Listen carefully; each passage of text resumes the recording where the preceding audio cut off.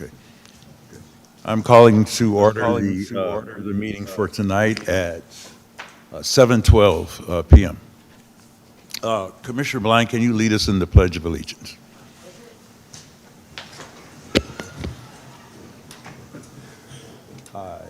Allegiance to the flag of the United States of America and to the republic for which it stands, one nation, under God, indivisible, with liberty and justice for all. Thank you. Thank you, Commissioner Blank. Next item is roll call.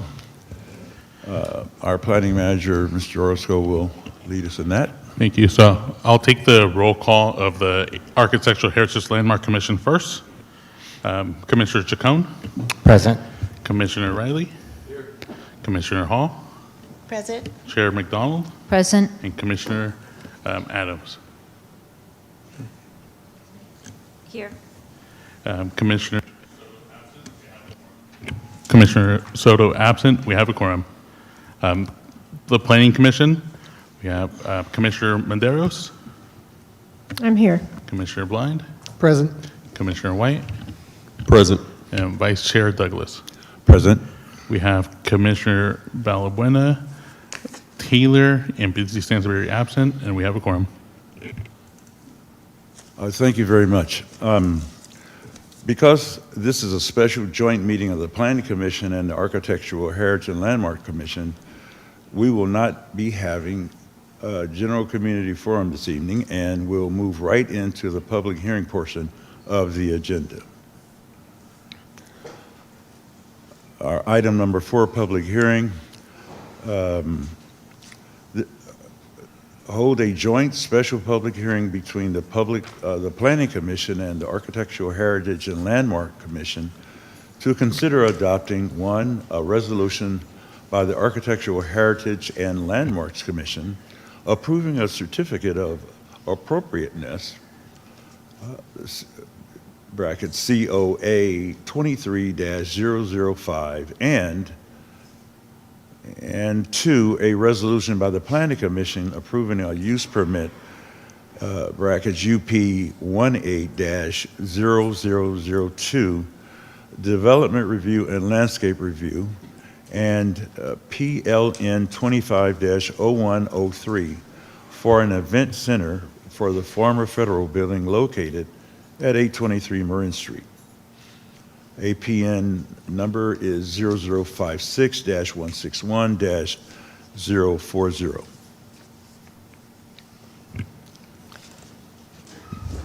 Through the chair? Yes. Through the chair, please. Can you please give the commissions an extra 5 or 10 minutes so that we can read through the information that we just received from staff? Yes, I think so. Thank Yes, you. in fact, yes. Thank So you. let's take 5 minutes to do that. Is that enough? Okay. Okay.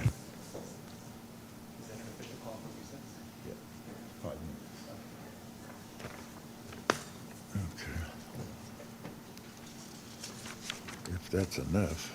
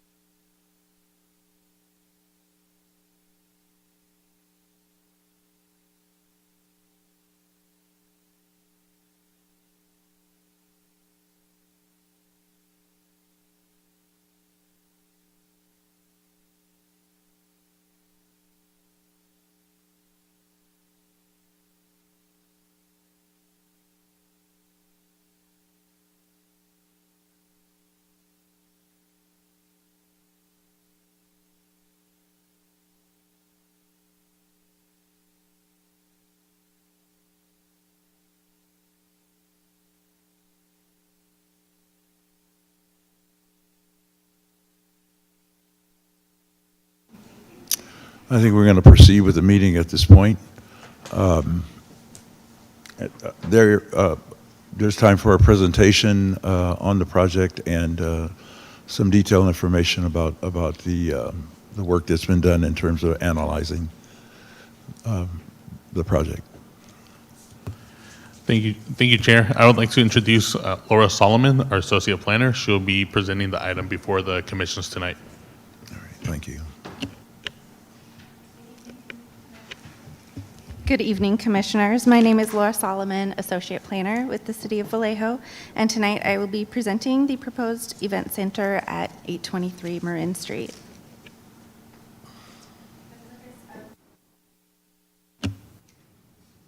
The purpose of tonight's meeting is to hold a joint hearing, review the proposed project. The Architectural Heritage and Landmarks Commission will take action on the Certificate of Appropriateness, and Planning Commission will take action on the use permit, development review, and landscape review. This item is subject to the Levine Act. City elected and appointed officials, including candidates for city elected officers who have received a campaign contribution of more than $500 within 12 months prior from a party participant or their representatives involving this proceeding, may do either of the following. 1, disclose the contribution on the record and recuse themselves from this proceeding, or 2, return the portion of the contribution that exceeds $250 within 30 days from the time the elected official knew or should have known about the contribution and participate in the proceeding.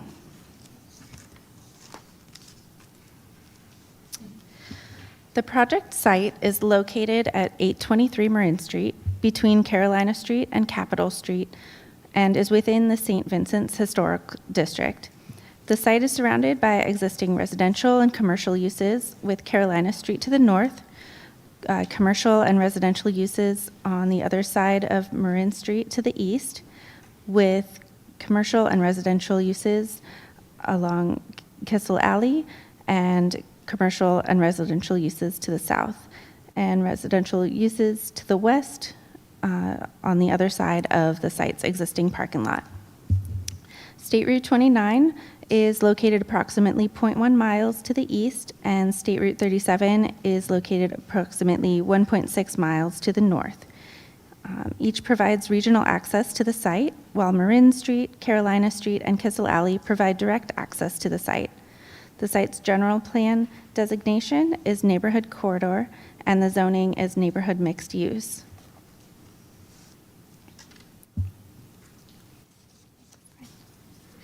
The project is located within the St. Vincent Historic District, which was formerly listed in the National Register of Historic Places. The district is generally bounded by Mare Island Way and Butte Street to the west, Marin Street and properties adjacent to Sonoma Boulevard to the east, Quincy Alley to the north, and Florida Street, Carolina Street, and Kissel Alley to the south.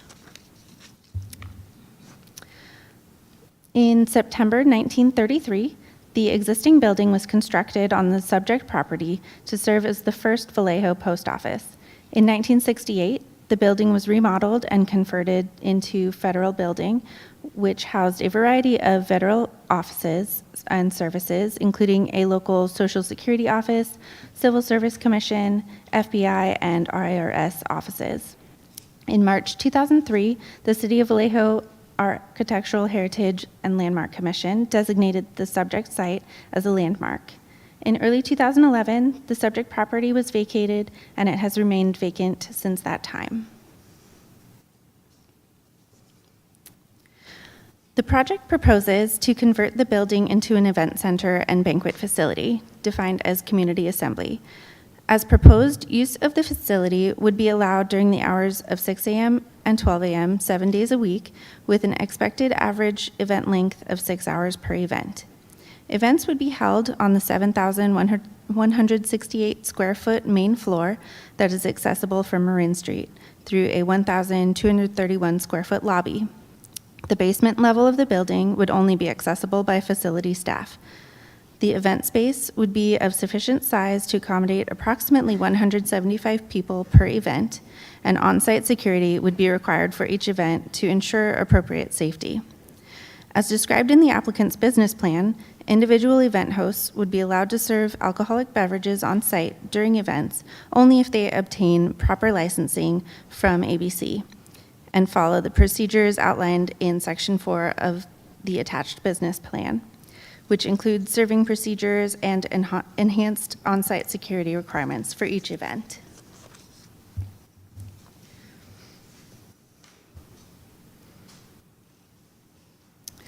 Facade improvements to the historic landmark building include the replacement of all exterior doors. The main entrance door along Marin Street is proposed to be replaced with a two-door aluminum panel door with a satin anodized finish, and the two adjacent windows would be replaced with single-door aluminum panels also with anodized finish in compliance with ADA. The basement door accessible from Kissel Alley would be replaced with a new hollow metal door. Also, removal of the deteriorated federal building signage is also planned to restore the original United States Post signage. Site improvements will include parking lot enhancements, lighting, and a new sound wall along the western property line, a new trash enclosure, and landscape rehabilitation throughout the site. To accommodate future events, a new 135 square foot trash enclosure is proposed to be constructed along the south property line facing Kissel Alley. Restriping and partial resurfacing of the existing parking lot, replacement of exterior stairs at the northwest corner of the building, creation of one new ADA parking space within the parking lot, installation of an ADA compliant lift in the rear loading dock, construction of the sound wall between the rear parking and adjacent residential uses, reconfiguration of existing perimeter fencing with new gates to accommodate the new parking layout and new stairs. Proposed on-site landscaping enhancements will include rehabilitation of 5,979 square feet of existing planting areas with new drought-tolerant landscaping. The landscaping palette will be made up of trees, shrubs, perennials, ground cover, and ornamental grasses. A total of 9 new trees will be planted along Marin and Carolina Streets, and 3 would be installed along Kissel Alley. New light fixtures would also be installed at the entrance of the building, along pathways, on the entrance stairs, and within the parking lot.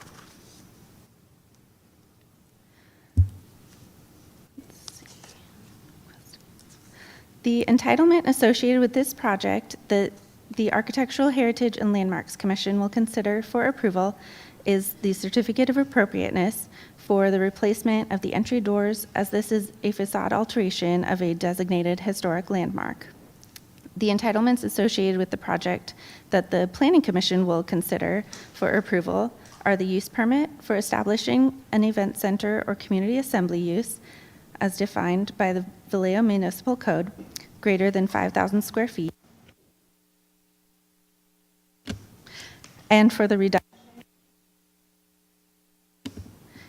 reduction of required off-street parking spaces. Development review for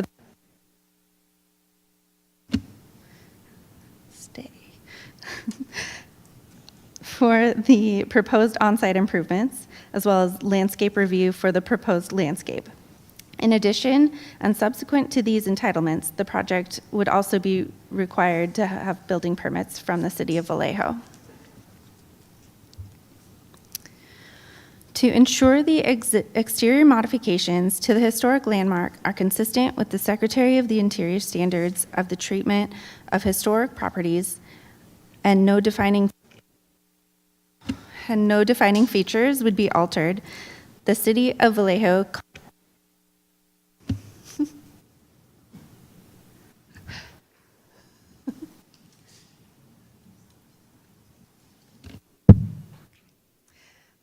The city contracted with Kara Brunzell from Brunzell Historical LLC to prepare a technical analysis, which is Exhibit B to the AHLC resolution in Attachment 1, to ensure consistency.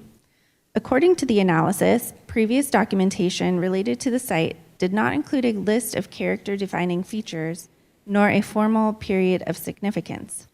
The official period of significance would have begun with the construction of the building in 1933 and ended in 1968 when it was abandoned as a post office. Thus, alterations to the building performed after 1968 would not qualify as character defining.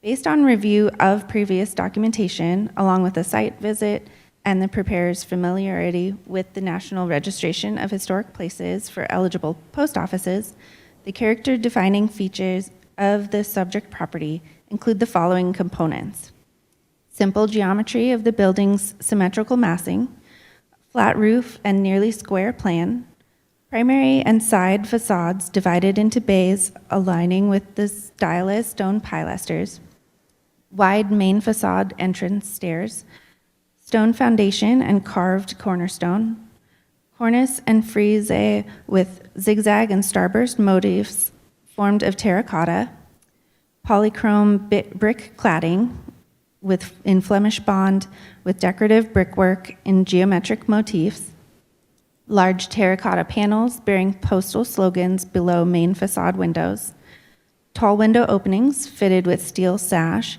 in a decorative multiple light pattern on east, west, and north facades, original rear loading dock, decorative features carried around to all four sides of the building, interior lobby decorative features including wood to ceiling, wood trim, mural, and the tall tables.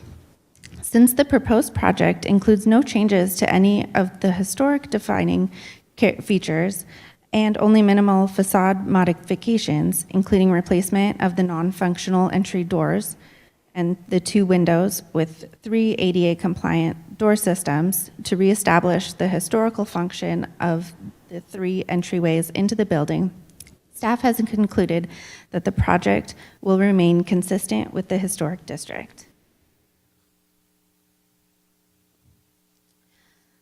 The Secretary of Interior Standards for the Treatment of Historic Properties provides guidelines for the preservation and rehabilitation of historic resources.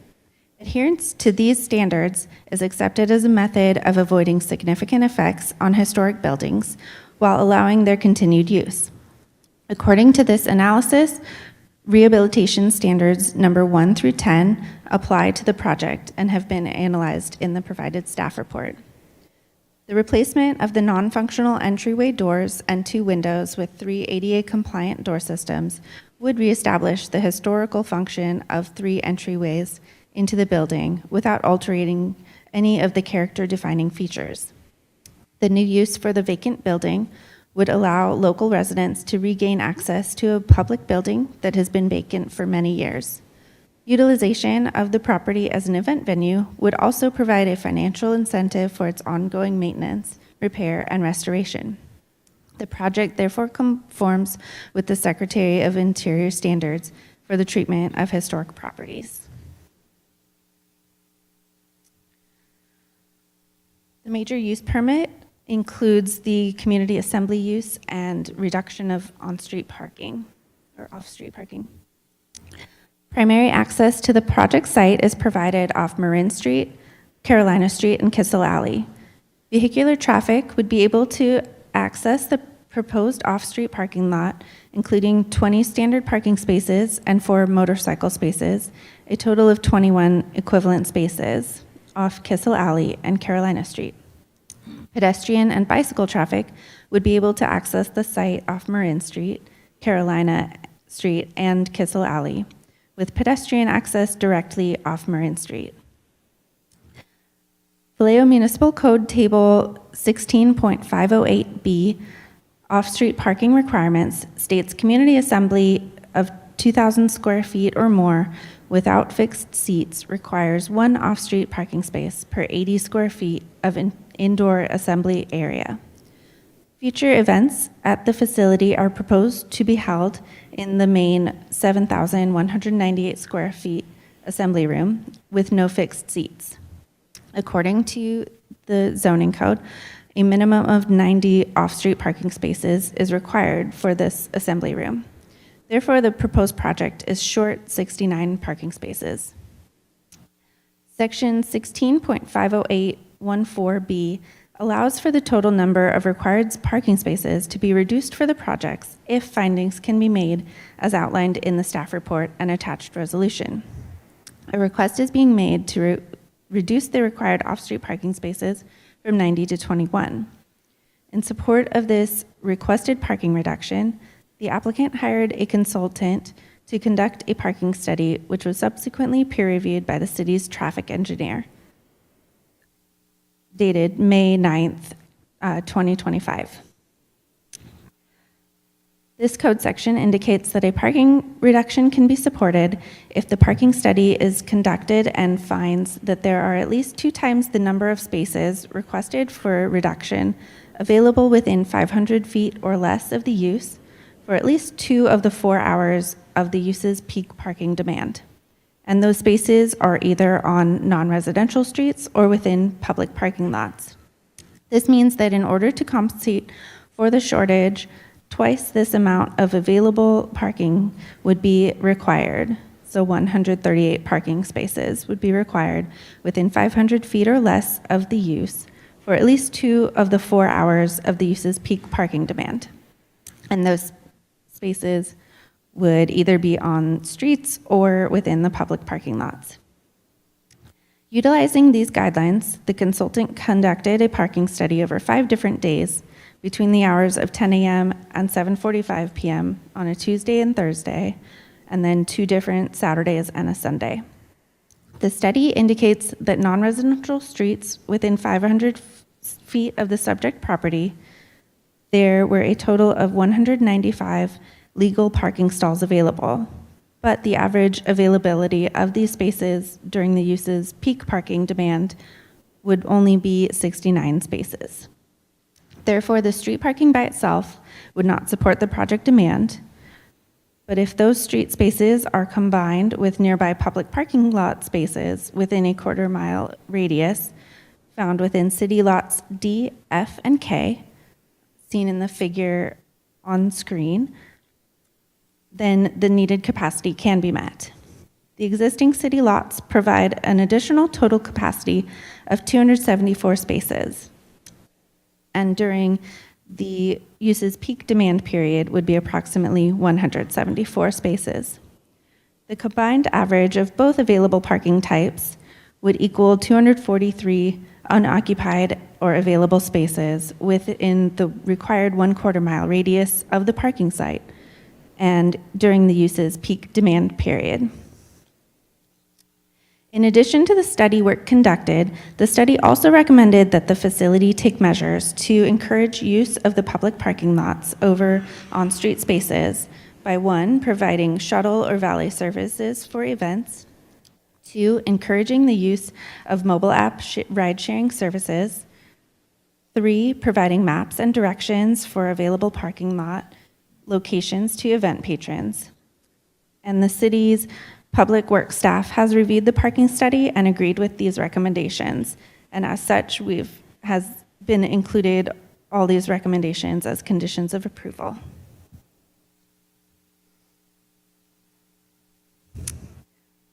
For the development review, existing entry doors and windows are to be replaced with 3 ADA compliant door systems in a design to match the original doors.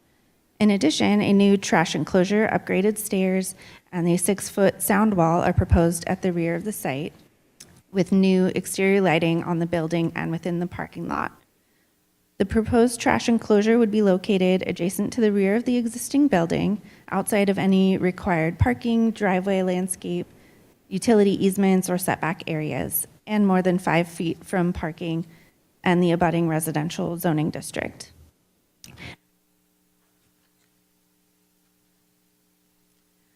Additionally, Vallejo Municipal Code Chapter 16.504 requires 20% of the site area to be landscaped, which equates to 5,200 square feet. The project includes installation of 5,979 square feet of new drought-tolerant landscaping proposed within existing planters, along with 9 new street trees along Marin Street, Carolina Street, and Kissel Alley.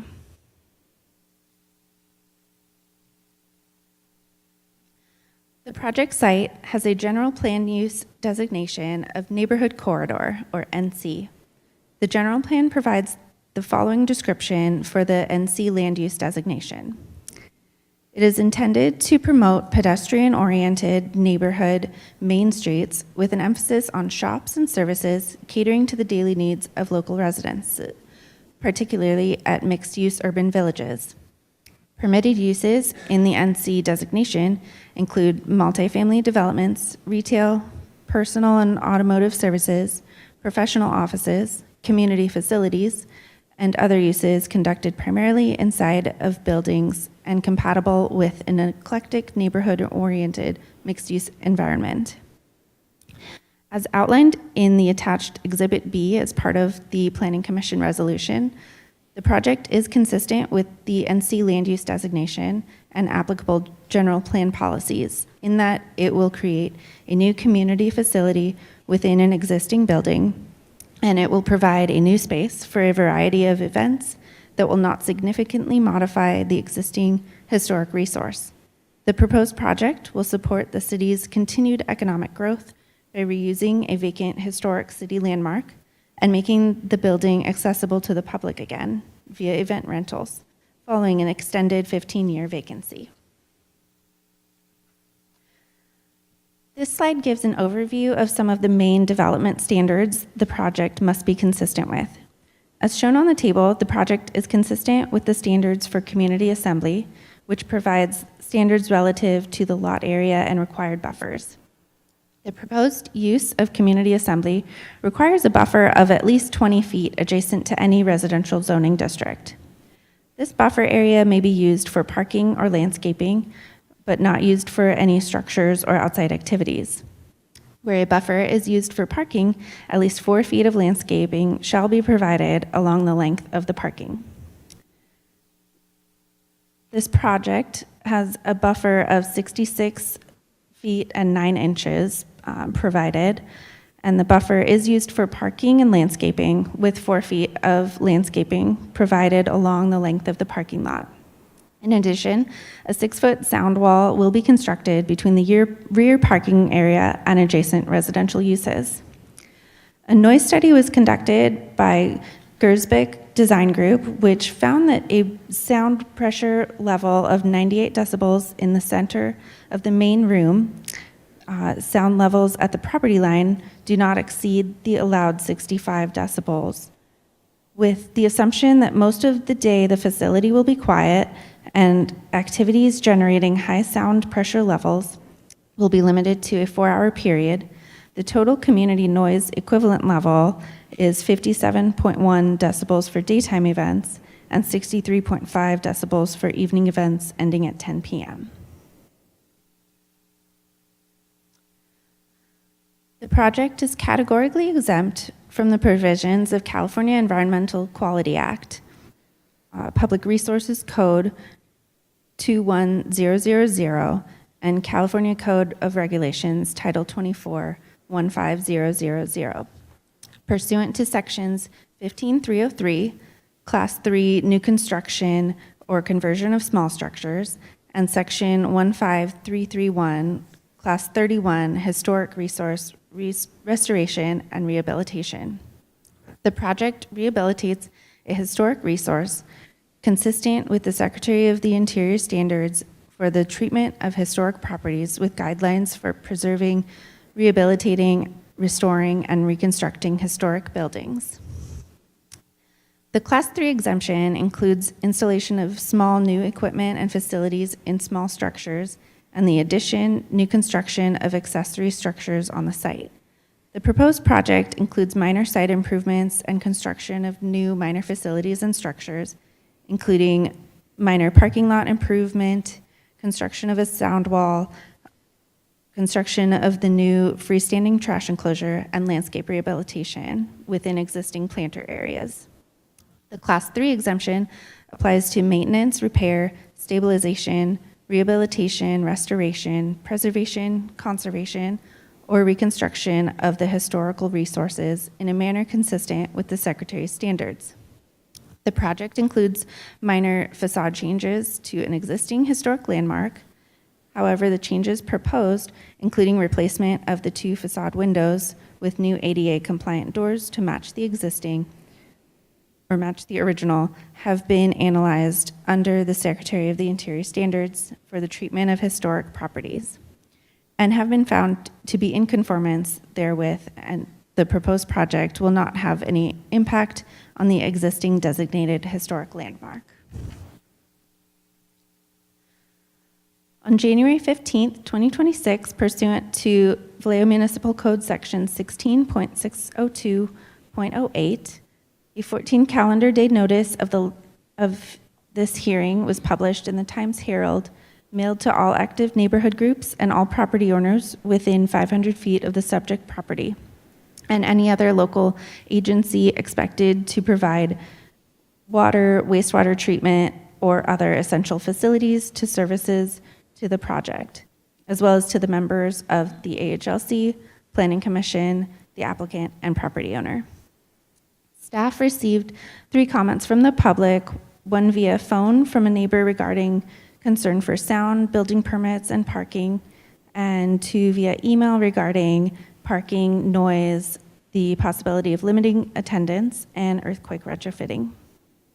As mentioned earlier, both a parking and noise study were conducted, which provided guidelines that have been addressed or conditioned as part of this project.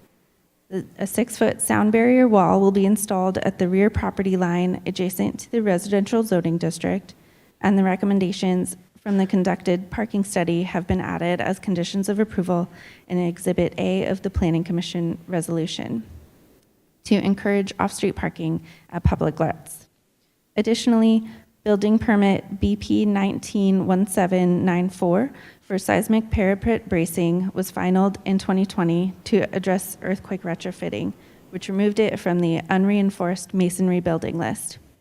There are currently no URM concerns for the building based on original occupancy.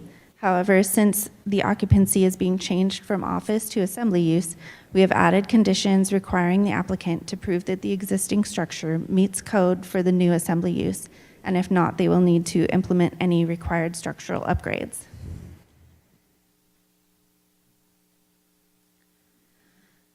Each of the requested entitlement approvals have their own unique set of findings that require that staff must be able to make for each one.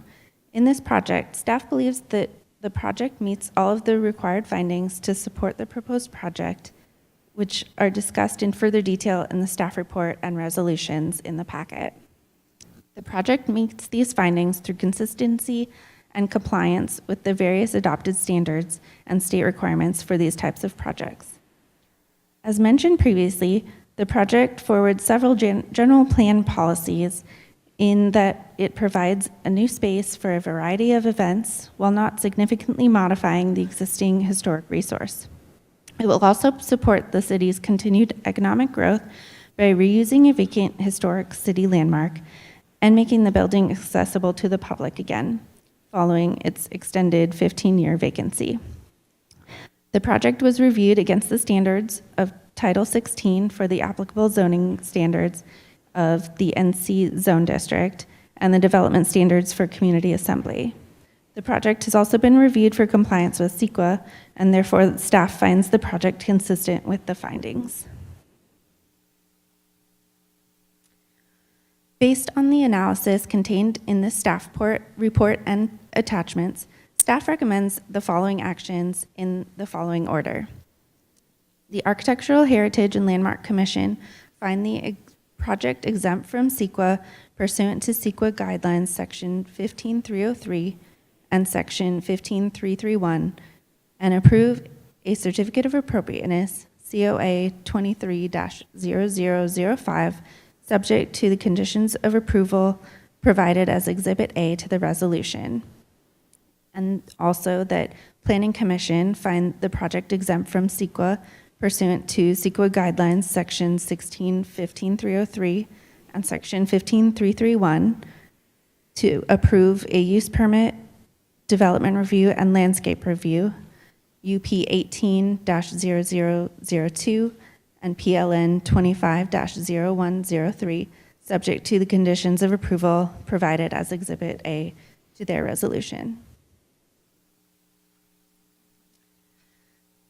Thank you, and I'm available for any questions, as well as Kara Brunzel, the historic analysis, is here as well for questions, and Tony Chu, city engineer, is available via Zoom if there are questions about the parking study.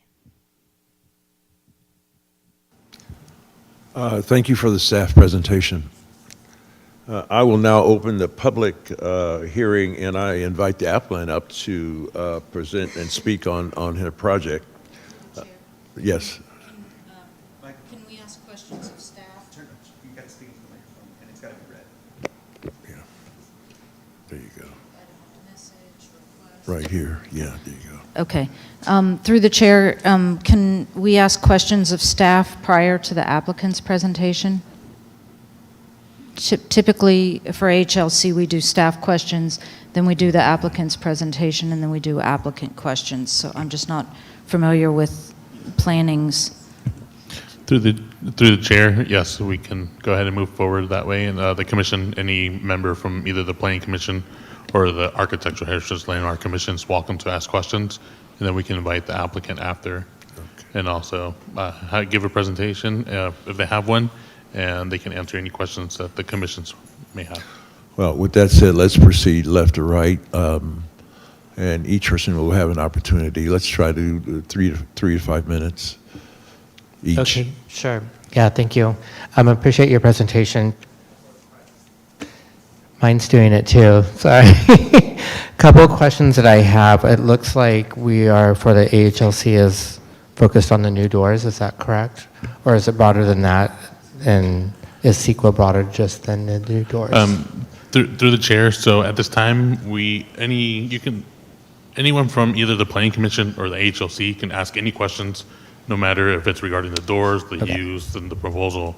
But what we're asking the commissions tonight, or specifically the HLC, is just to act on the certificate of appropriateness Right. and the CEQA component as well. Okay, so I have one other question then. Looking at 15303, it talks about a small structure or minor improvements. And looking at a parking lot going from 90 to 25 doesn't feel minor to me. Landscape, I don't know what the current percentages of the landscape. I think that landscape could definitely change property as well. So I would like to know what the current percentage is, because that doesn't feel minor either. And then a new wall doesn't feel minor as well. As far as the landscape, it's going to be rehabilitating the existing planters that are already there. And the requirement of this zone is 20%. So they're providing 23% landscape site area. Are they building out any additional landscape space than is already there? No, it's all just within the existing planters that are Okay. currently not utilized. And this may just sound ridiculous, and I'm sorry if it does, but like putting ivy on a building and destroying the brick and facade, is that happening? Do we know? Okay. Through the chair, no, although landscaping is within the existing planters, shrubs and grasses and things like that, and then street trees as well. Okay, and then just one last thing, I'm sorry. But signage, I think it was originally a post office, and then it was something else. What's happening with the signage on this building? So through the chair, the original United States Post Office signage will be shown, and so they'll just be removing the federal office signage that's half gone already. All right, thank you. I would like to hold my questions until I have heard everybody, including the public, on this, please. Thank you. No questions at this time. Thank you, Commissioner Blind.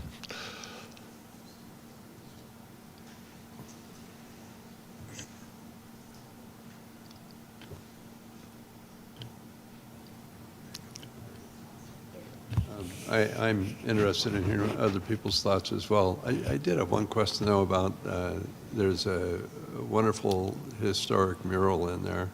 And I read in research, doing some research, that it is required to be able to be seen by the public, and it hasn't been seen for years because Yeah. the place has been boarded up, but is there some provision included in this plan for, I don't know how that would work for public access to see that mural, but it is definitely a historic thing, but it's closed off by those doors.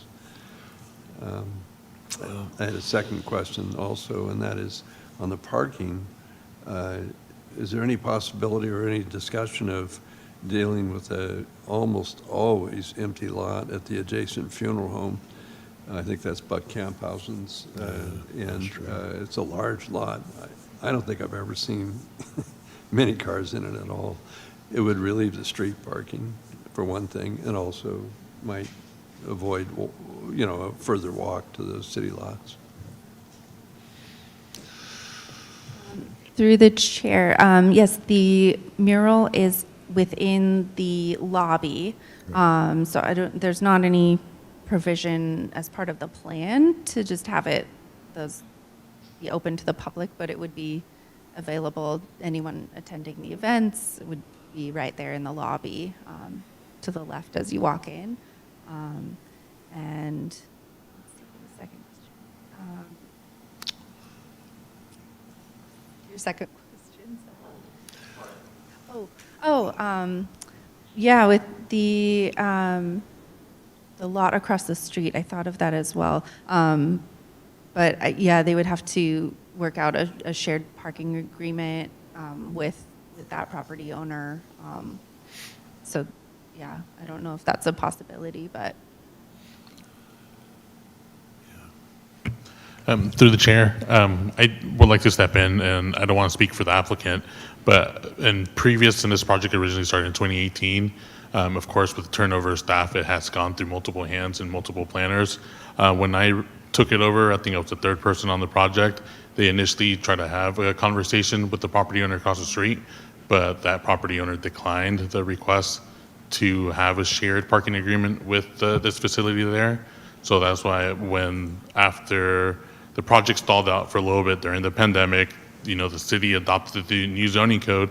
Now we created this process where if anyone wants to request to either reduce or waive the required off-street parking spaces, we have to contract with a traffic engineer to do a parking study to determine the availability of parking within a certain distance from the location. And as Laura mentioned, the recommendations from that parking study did say to take advantage and use the city-owned parking lots and also implement valet service, which is a condition of approval that Public Works has added to submit a valet program to them, as well as encouraging people to do the rideshare apps and also either carpool or use any of the public transportation or bicycle usage to the facility.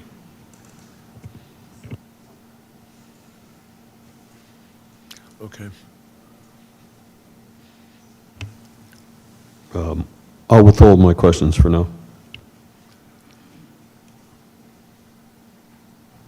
Yeah, my only question and concern was the parking too, but it seems as if it's been answered. But I would like to ask one more thing. As far as the tenants that have the parking lot across the street, will that be revisited, and would they be offered perhaps maybe some sort of, something for actually using it or asking to use it? Through the chair, if I can, if we can invite the applicant, I'm not sure if he has continued to have conversations with that property owner across the street, since it is privately owned. So if I can I invite the applicant up to the podium to answer that question? Well, I think we should do that, yes. I have two questions before we move on to the applicant's presentation. One, the text says that the doors will be replaced with a center double door, and I understand the design of the new doors, and then the two windows that flank that will be replaced with single doors, and there are double doors and single doors in the detail elevations of the doors. I don't understand how the single door fits in a bay that is the same size as the central double door.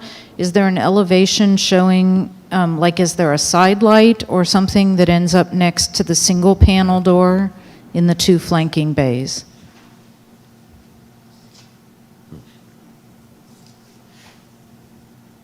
because you've got 3 symmetrical bays and 1 double door and 2, a mama bear and a baby, 2 baby bears. I don't understand how the baby bears fill the same bay as the central double door. But if the applicant's architect is here, perhaps we can address that. Yeah.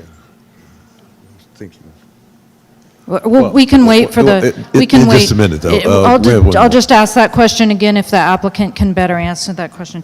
So then the other question I have, and again, maybe the applicant will be able to answer this, but my understanding from the sound report is that the sound report projects that for the sound inside at an evening event, there will be approximately a 60 decibel audible noise at the perimeter of the site.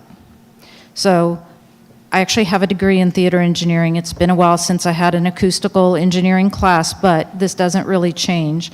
So 60 decibels, every 10 decibels is a doubling of the sound noise. So you take 2 to the 6th power, that is a 64-time increase in the perceived sound level.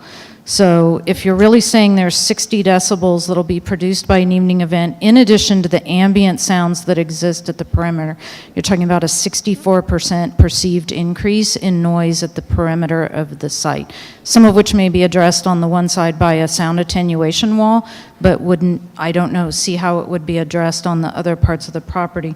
Page 63 says, the proposed use and related project features will not create any nuisances arising from emission, odor, dust, gas, noise, vibration, smoke, heat, or glare exceeding ambient conditions. So I'm not sure how you reconcile those two things, that if you are, during an evening event, adding 60 decibels of noise at the perimeter of the site, how can that be consistent with the facts in support on page 63 that state there will be no noise at any levels exceeding ambient conditions? That's interesting. You'd have to have 0 decibels from the interior event at the perimeter to not have a change in the perimeter noise condition, which is not what's described on page 63. And I think the sound engineer's report actually demonstrates that there would be a perceived 64-time increase in noise audible to persons on the sidewalk, or any condition around the building where there is no additional attenuation.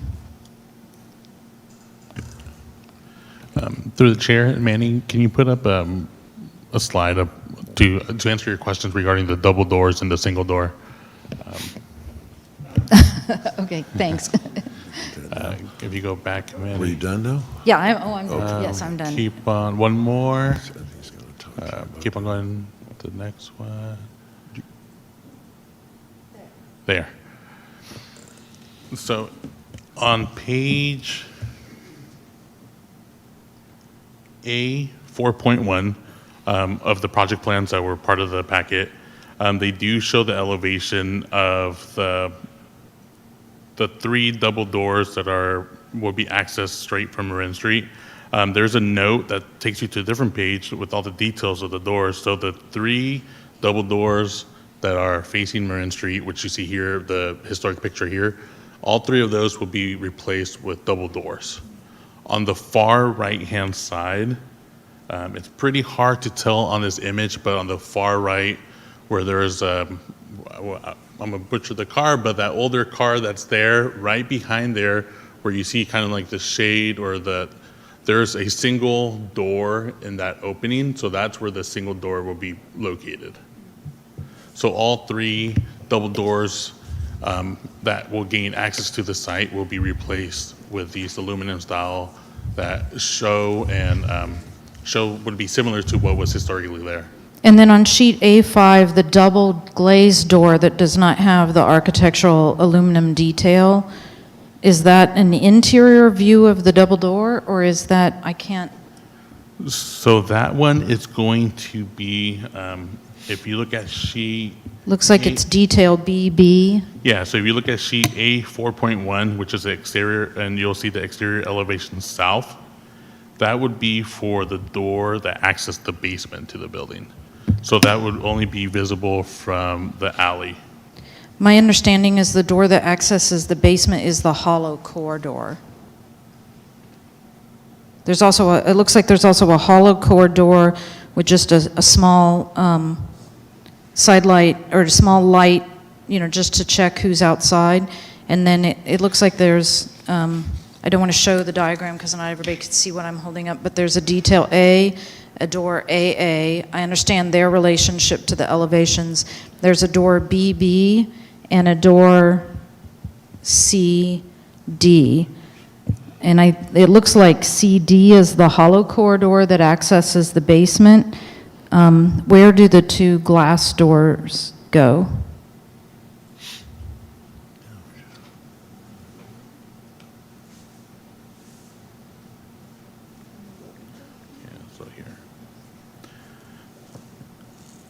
So the glass doors, if you look on sheet A 4.1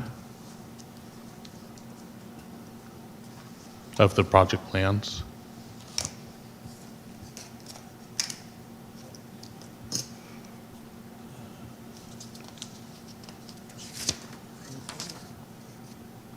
Okay, I see them. Okay. Yeah. Okay, So- thank you. Thank you very much. Thank you for your questions. I'll defer my questions till after the presentation. Is this working? Can I address your question about the noise? The conditions of approval under planning, condition number 6, unreasonable noises.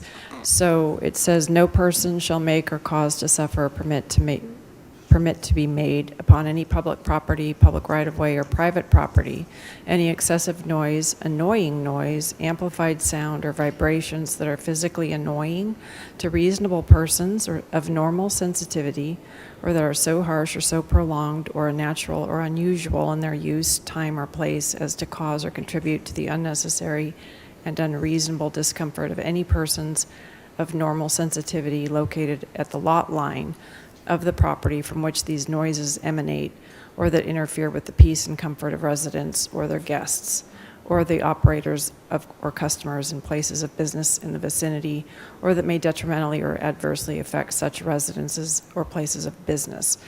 So I think as conditioned, you could make the findings, but as to the decibel level in the noise study, if you wanted to tell them that they had to reduce the acceptable decibel level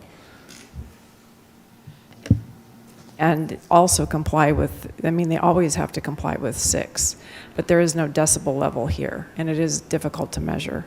So No, but if the statement on page 63, number 6, facts in support, which states that the project will produce no noise levels exceeding the ambient conditions, that is different than the other statement, which is qualitative. So the other statement is qualitative. Is the increase in noise disruptive? Is it bothersome? Is it a detraction? That's a qualitative decision.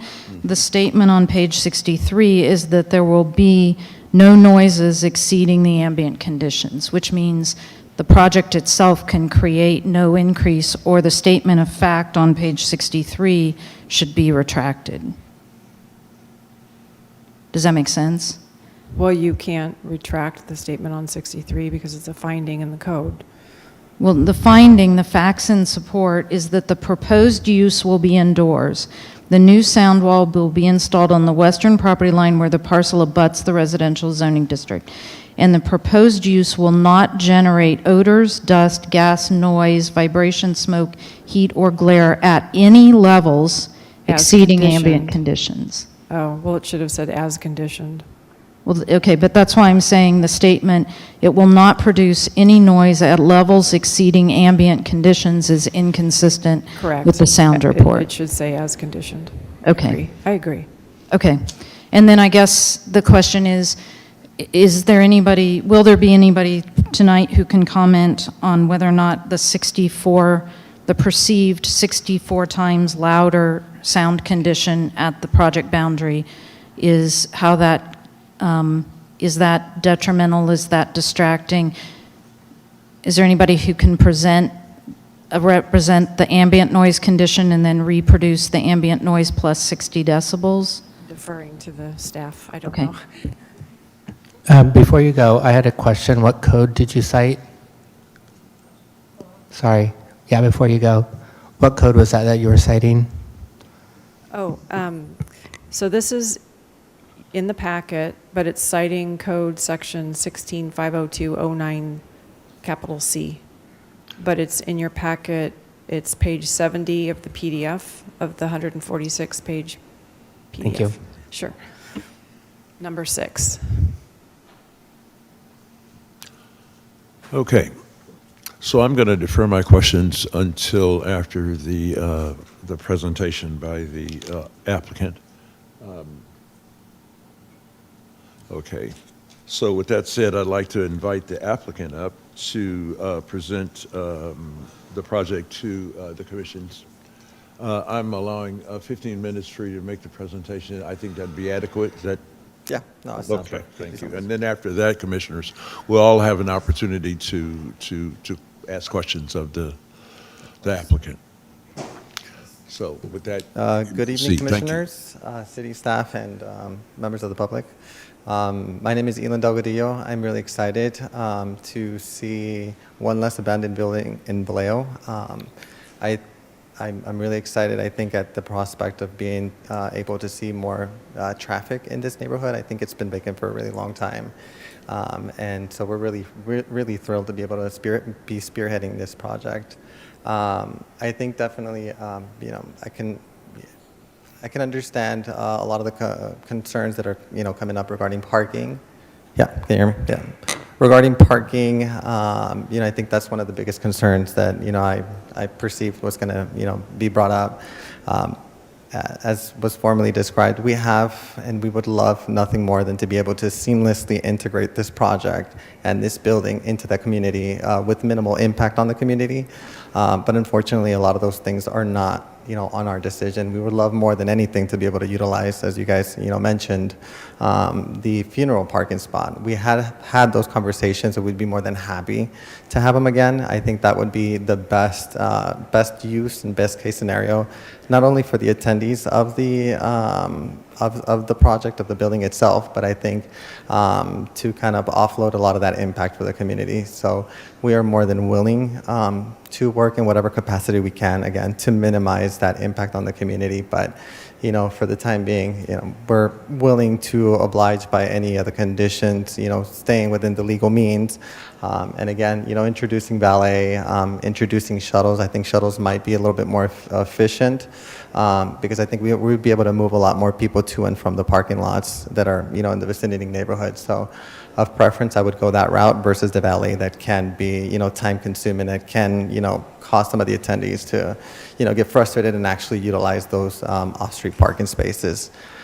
So that's one of the conditions. But again, we're very open and receptive to being able to, work, with the neighborhood to the best of our capacities in order to, bring good use to this building.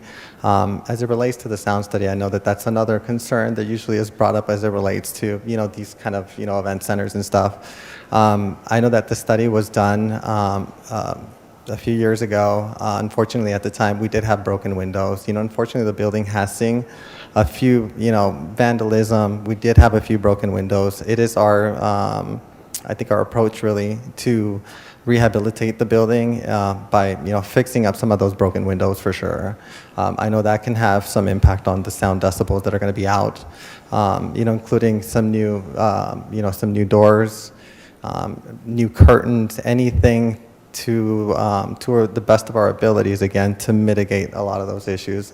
So again, we are very, very open, and we thank you for your time and consideration for this project. And I just want to be sure that I'm definitely in support of being able to work with the community and again, revitalize this building. Thank you. well, thank you very much.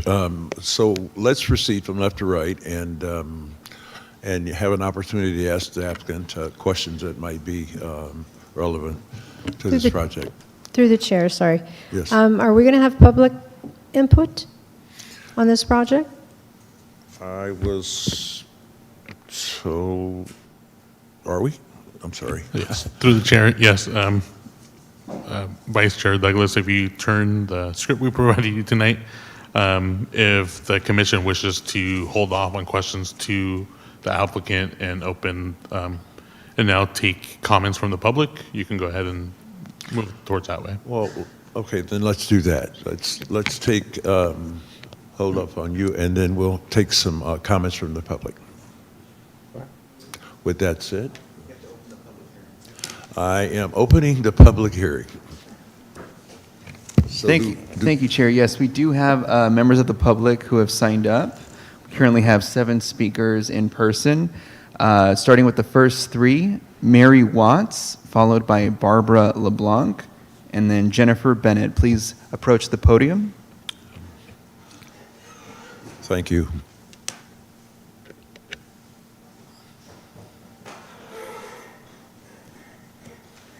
Hi everyone, I'm Marie Watts, and I've been a resident on Capitol Street for 10 years. So I actually have experienced the events and what it sounds like, and the parking issues and those sorts of things, because events were held in 2019 that resulted in police phone calls because of the noise, because of traffic. People were parked all along Kissel, which is an alleyway, blocking fire truck access. There were children running up and down the street because it was a quinceañera type parties. So we had a lot of teenagers that were not staying in the building and running all around.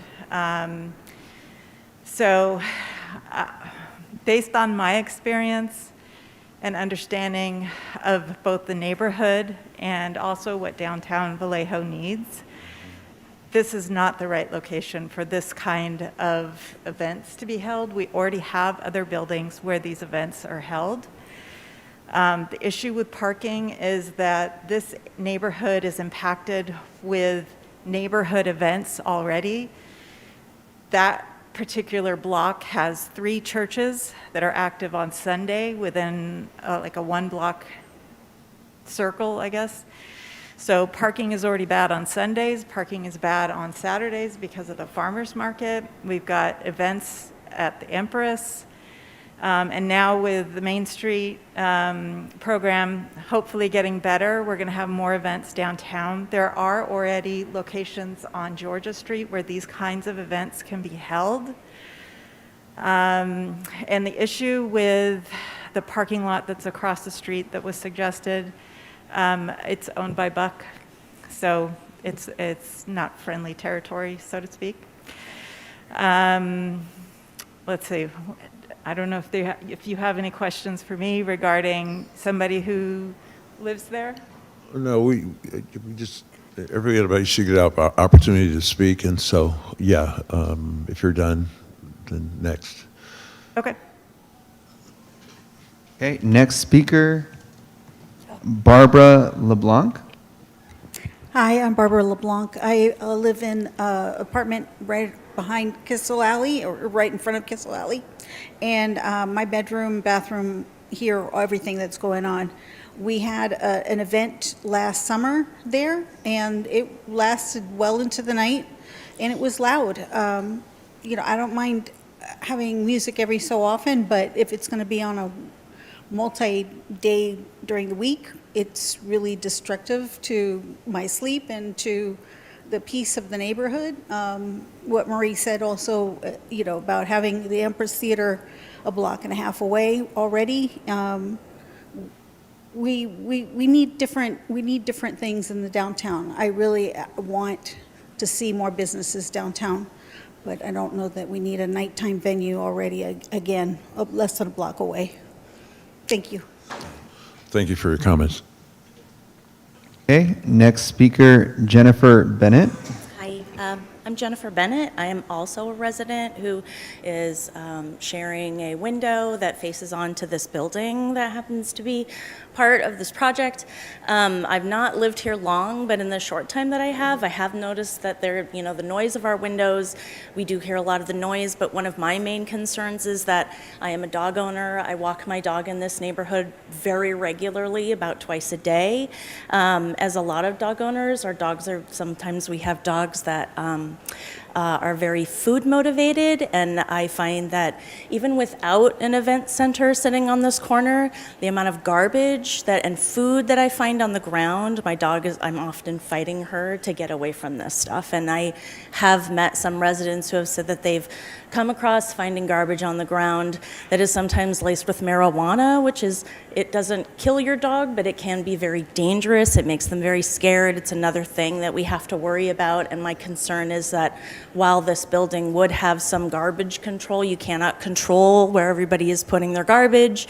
You can't control people who are going to throw things on the ground, because just as people, that's what we do. We're not always the cleanliest or, tidiest people. And I worry about how much more of the garbage I'm going to have to fight around, making it very difficult for me to be able to just walk my dog in this neighborhood, in the neighborhood that I live. Thank you. Yeah, thank you very much. Okay, next three speakers will be David Altman, Madeline Rogers, followed by Michael Rogers.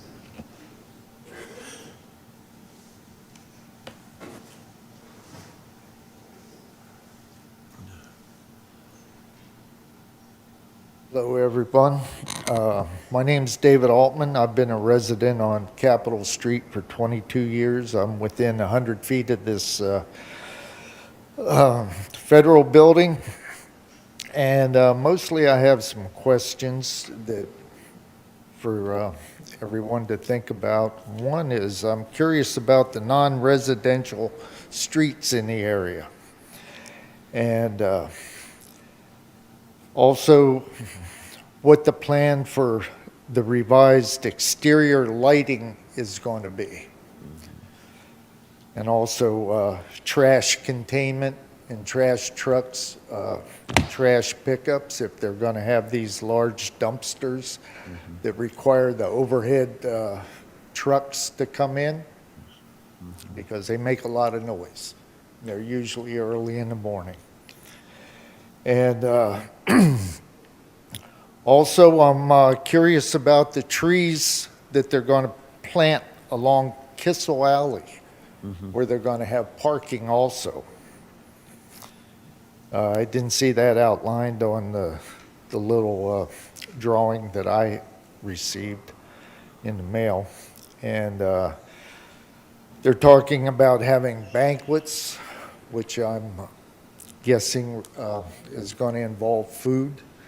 I wonder how that's going to be handled, if there's going to be cooking on the premises, inside or outside. That wasn't described. And noise is a problem. There's been events there. This is in the historical area. Most of the properties are old. They're uninsulated. They don't have air conditioning. People have their windows open in that area, right? In the federal building. I'm curious about what kind of ventilation system it has. Do they plan on opening the windows in the summertime? Or do they have adequate heating and cooling? So I don't think it's a good place for these kind of events, not as far as I'm concerned. They're asking to sell alcohol from 6 a.m. to 12 p.m. This is a residential area. Most people work around there. They have to sleep at night. And they're only allowing a 6-hour window for peace and quiet. And parking is a problem. So I just wanted to bring these items to attention. Thank you. Your time's up, and we appreciate your comments. Okay, next speaker, Madeline Rogers. Hi, I'm Madeline Rogers, and my husband and I have owned 418, I was mixed up, 418 Capitol Street, where many of these fine people live, since 2020.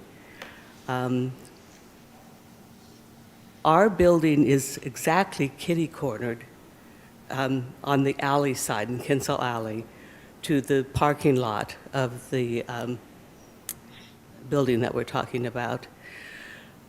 Whereas I really support historic preservation, and I would love to see something vibrant in this beautiful old building, and I really support the economic growth and health of Vallejo.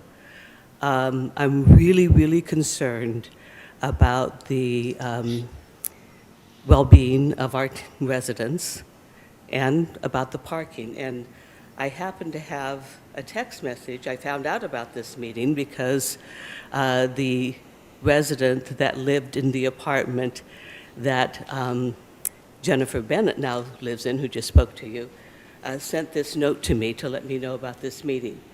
It says, "Hey guys, so this section in the paper is in regard to the federal building right next to your Capitol Street property. I guess they want to open it up to maybe a party place.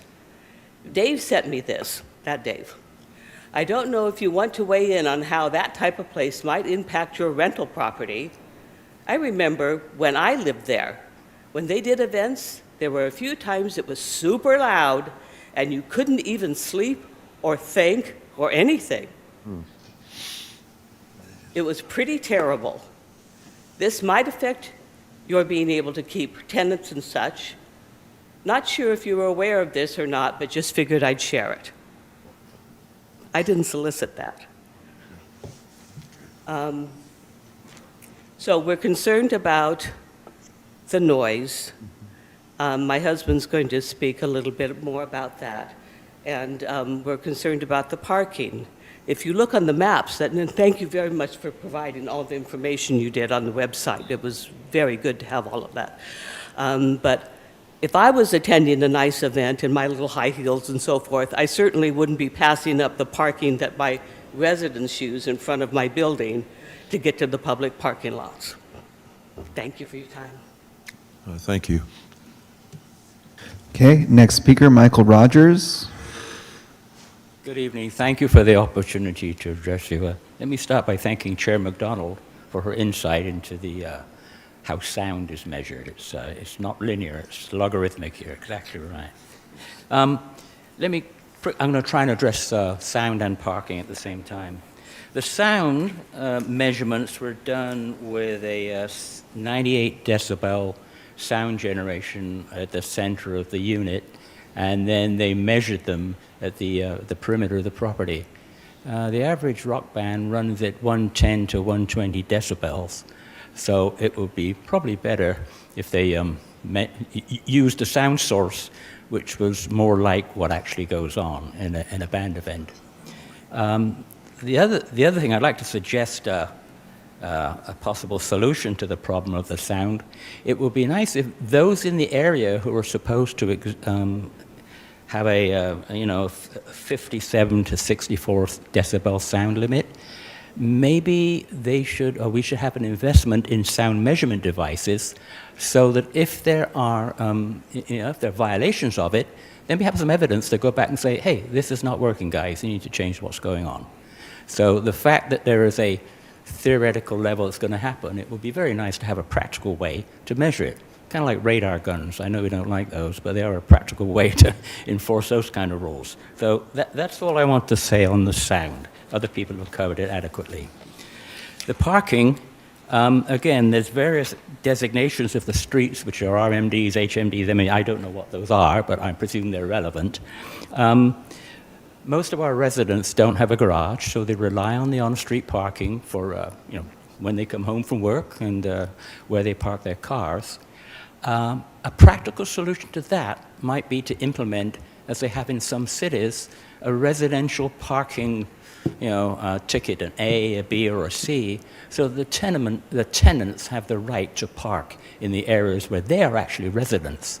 And then, rather than suggesting people use Uber or carpool, which we all know doesn't work that well, that would then actually cause the people who are attending to actually go to the perimeter parking lots, maybe use the nice one you have here, which is pretty empty at night. So my suggestion is to have some enforcement mechanisms or some recording mechanisms to ensure that what is claimed in the proposal is actually achieved in practice. Thank you so much for the opportunity. Thank you very much. Okay, next two speakers, Jean Drolet, followed by Mario Sacedo.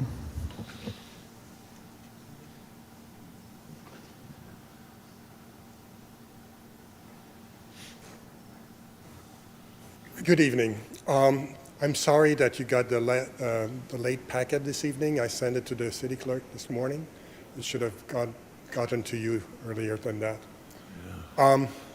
As you know, I was a professor of environmental engineering, and if my student had issued, in one of the class I taught was environmental impact reports, and if somebody had provided me with a report as biased as today's presentation by staff, they would not have gotten more than a C. But coming from professionals who have jobs, that's not very good. I live the nightmare that these people fear. I live 200 feet from a venue. Sometimes I'm watching TV in my house with the windows closed, and I hear the sound from that venue. And the sound does not end when they supposedly close at midnight, because they often go over that time. Then after midnight, you have crowds gathering in the street, making noise, people getting into those cars. And you know, this is Vallejo. People will have these subwoofers in their cars and sit there for 20 minutes before they decide to leave. So you have these extraneous impacts. And when you need help, you call the police. Maybe you call at 11. And if they show up, they call you back at 2 in the morning or 3 in the morning to wake you up and say, oh, there's nothing happening. Yes, they're gone. But they wake you up in the middle of the night. And in the next morning, maybe, because I'm close to downtown, we have the street cleaner coming 5 times a week at 5 in the morning. There's no reason to do that. What I want to explain to you is that this city is not given any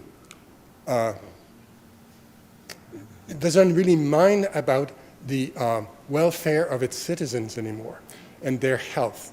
And when it comes to sleeping, we know the state has passed laws to push back the time that school starts so that teenagers can sleep later in the morning, because everybody needs sleep. We need 8 hours of sleep.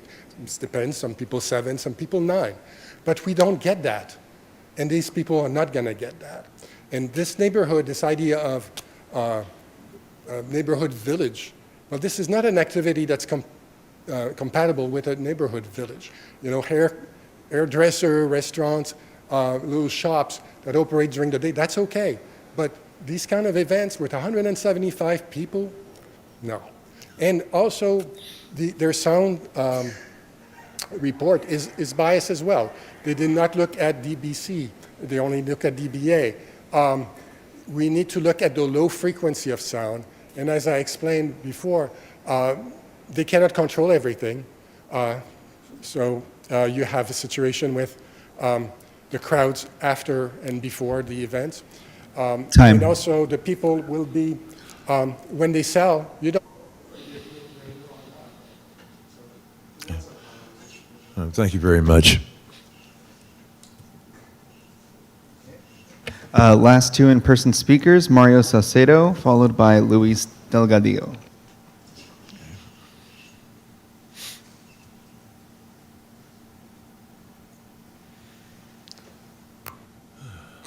Good afternoon, and thank you for letting me address you with this issue, with this proposal. My name is Mario Saucedo. I am the president of the Solano AIDS Coalition, a nonprofit organization that has been working, providing services to Solano County, especially to Vallejo, for the last 24 years. I also do cultural events. I do toy drives, blanket drives. I help in the homeless. I help in people that are with drug addictions. I am in support of the opening of this building, and as we all hear, the owners of the building, they are working in address all the issues that may interfere with the neighborhood. Recently, this year, I created Dia de los Muertos Festival in Marina Street, and it was in that block. And it was beautiful. It was wonderful. One of the things in the years that I live in this town, Marina Street is always been very dark. That building is a beautiful building. We have nothing, I mean, we're talking about a couple of buildings that they are not even up code in Georgia Street. And we are, I mean, if we open this building, just imagine the people that we're going to attract from other areas. I think that if we're working together with the owners, we can make this town, I mean, just imagine the economical growth, and also the owners of the building, they want to work with the community. I mean, I do one of the biggest toy drives in Solano County, and we're helping around 1,500 kids. So it's not only about quinceañeras, it's about community, it's about being together and open a building that is a jewel for this town.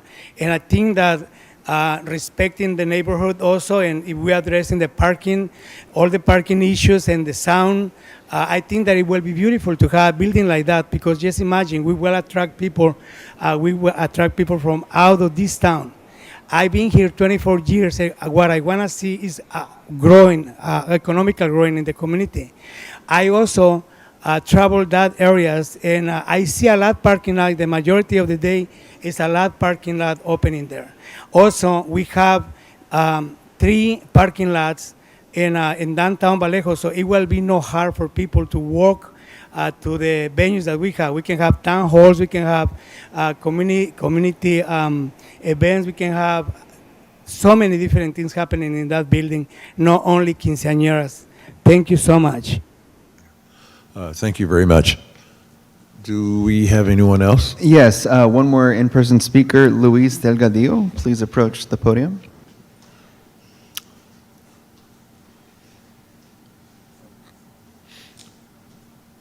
Good evening, everyone. Good evening. Good evening, everyone. My name is Luis Delgadillo.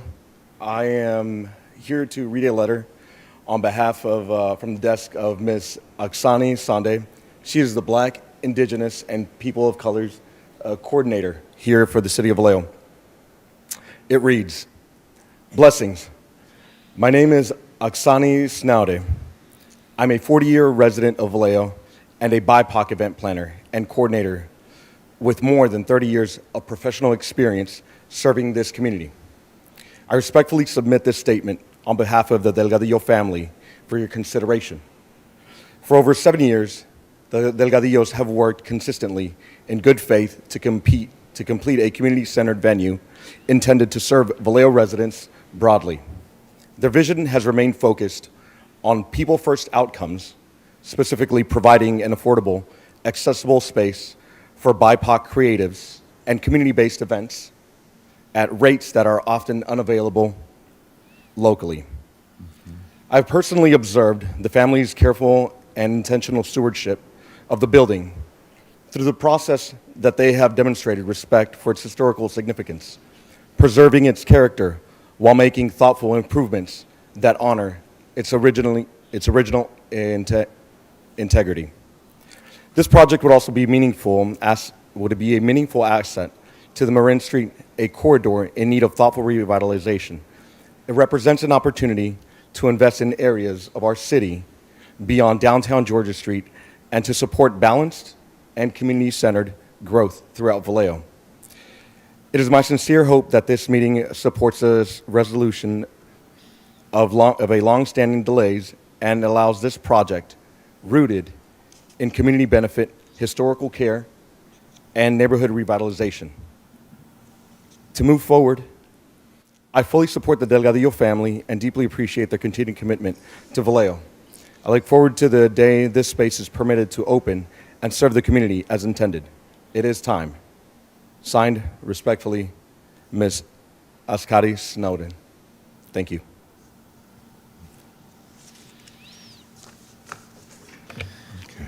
Through the chair, that wraps up our speakers for this item. Okay, thank you very much.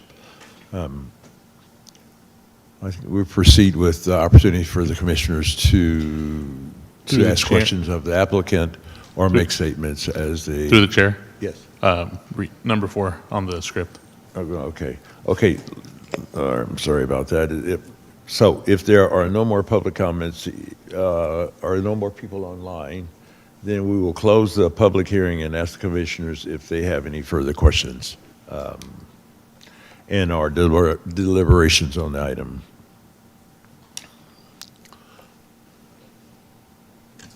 I have some concerns about the sound. I don't think that the 6-foot wall sound barrier is going to be sufficient myself. And I also have concerns now for the parking as well. I really think that there should be other considerations for that building. I love the idea of rehabilitating it and restoring it, but I wondered if the applicant might have thought of other types of venues, such as maybe a dental office, a retail center, an indoor mall. You know, there's a variety of things that they could use that venue for. Even an art museum, it could be a dance, maybe not dance because, again, that could be a problem with sound. But it's so close to a residential area. I went over there, and just across the street, there's a house there. And I just think there's so many other venues that are underutilized right in on Georgia Street that aren't near any homes that should be used instead of this particular building.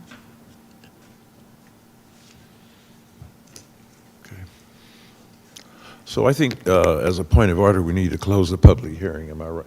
Is that right? Yes. Through the chair, which you did already. Oh, Yeah, I we did closed it. the public Okay, hearing, sorry. Anyway, we can go ad hoc and people let's just ask questions if you have them. So just through the chair, are we doing questions first, or are we opening deliberations?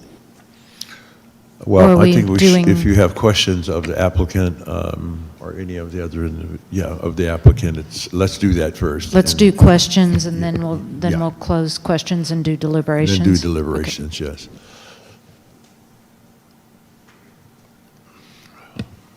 Okay. Through the chair, I'll get going here.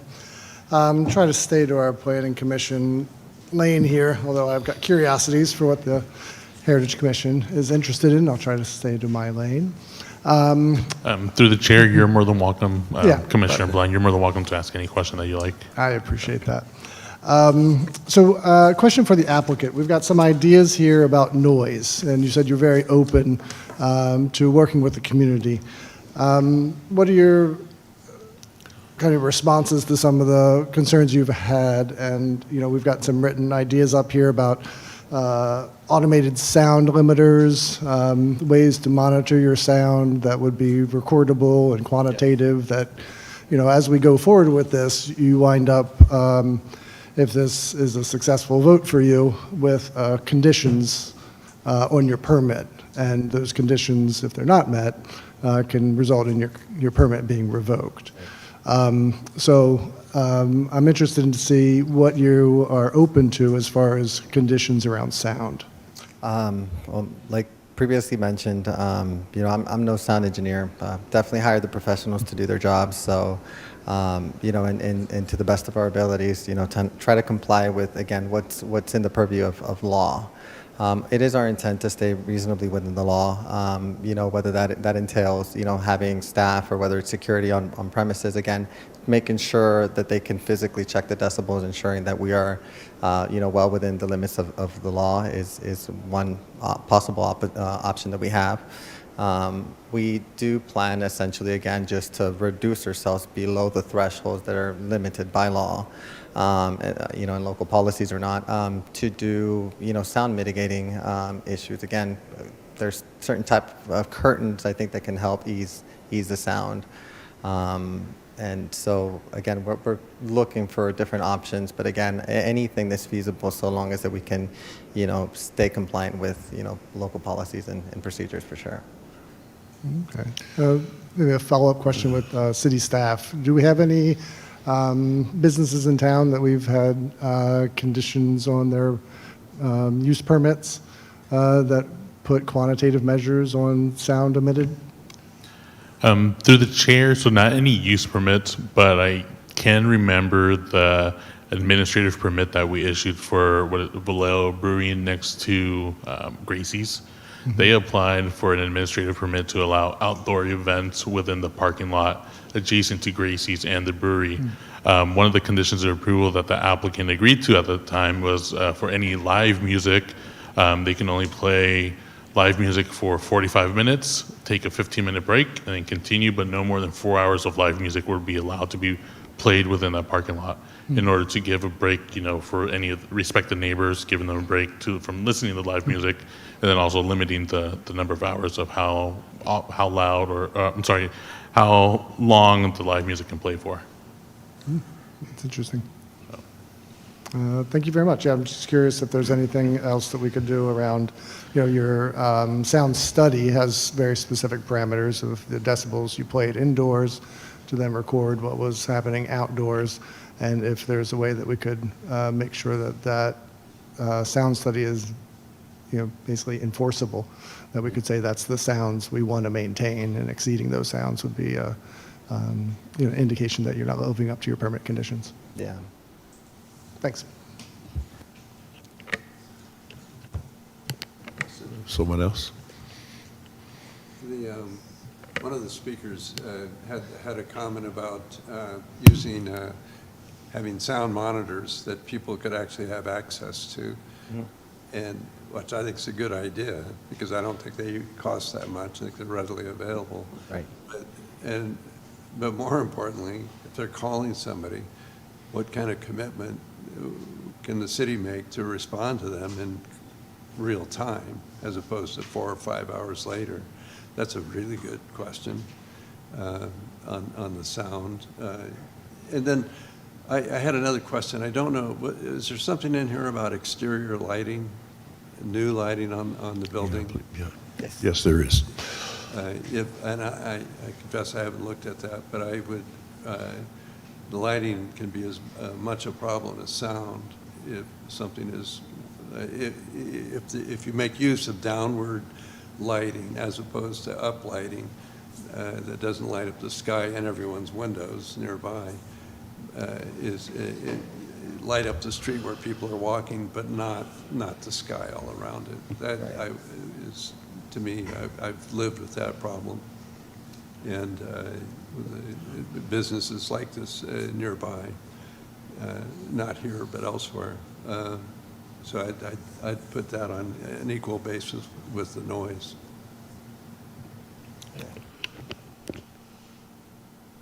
I'll take a turn. So thank you for your presentation, but we've got some issues. Okay. Sorry. You want to go on? Oh, no, I said there was one concern that I did have with one of the conditions of approval.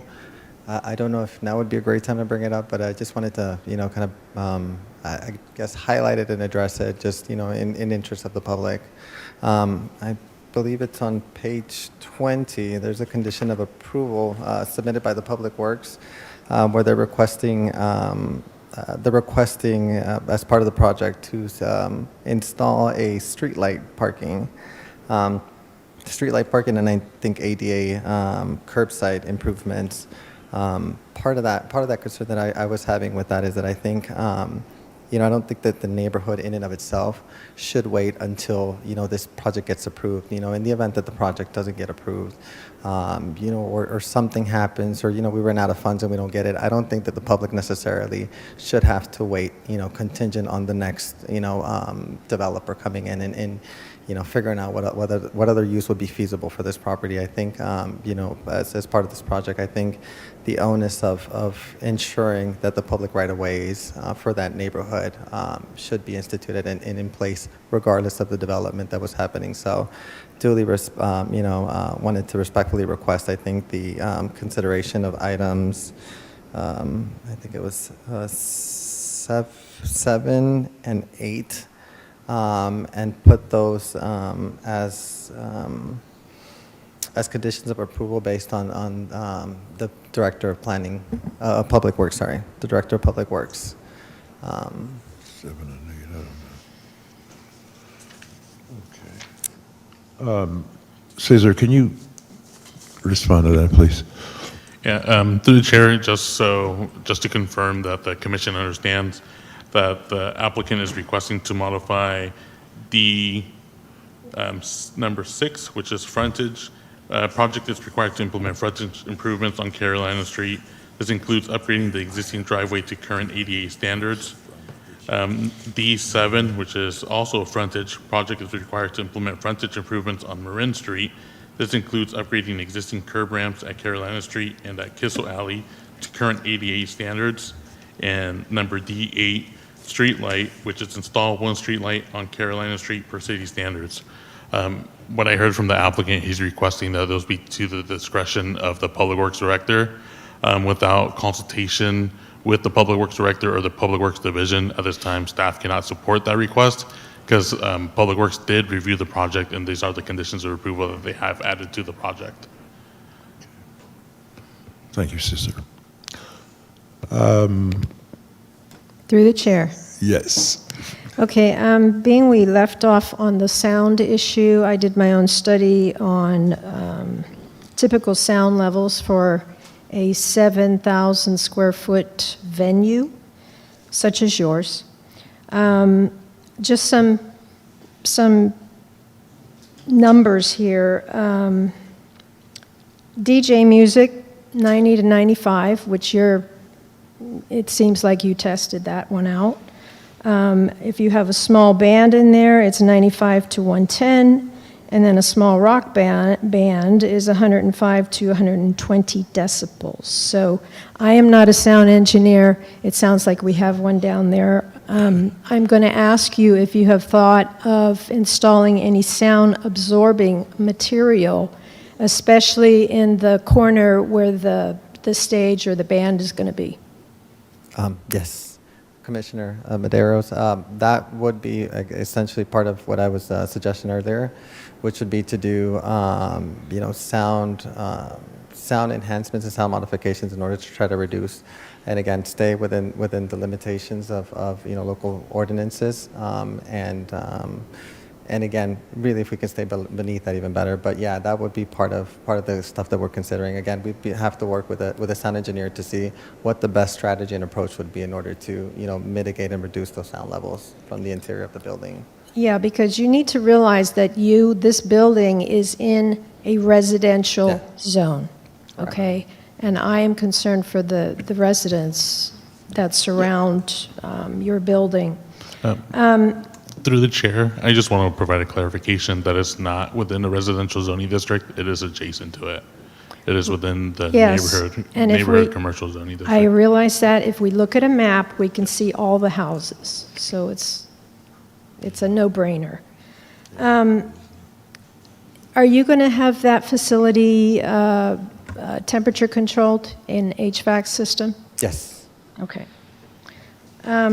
Have you reached out to the neighbors? We haven't. Again, we initiated, I think, the process of trying to get this approval 7, 8 years ago. It's been a lengthy time. I think it's a few points in time. My family and I, we're just kind of running. We're exhausting and kind of becoming a little bit disillusioned with the feasibility that this would actually run. Be a successful project, to be honest. And I think at one point in time, we were just kind of like deferring to, making sure that we would meet the different requirements that were laid before us. We are definitely open to, ensuring again a seamless integration of this project into that community without disturbing, any of the existing, conditions of the neighborhood as much as possible. But again, I think this is a great opportunity, I think, to really hear those concerns and again ensure that we are diligently taking those into account as we proceed with the project. So I appreciate this opportunity for sure. Okay, a question for staff. The major use permit, is that mainly because it's going to be alcohol sales?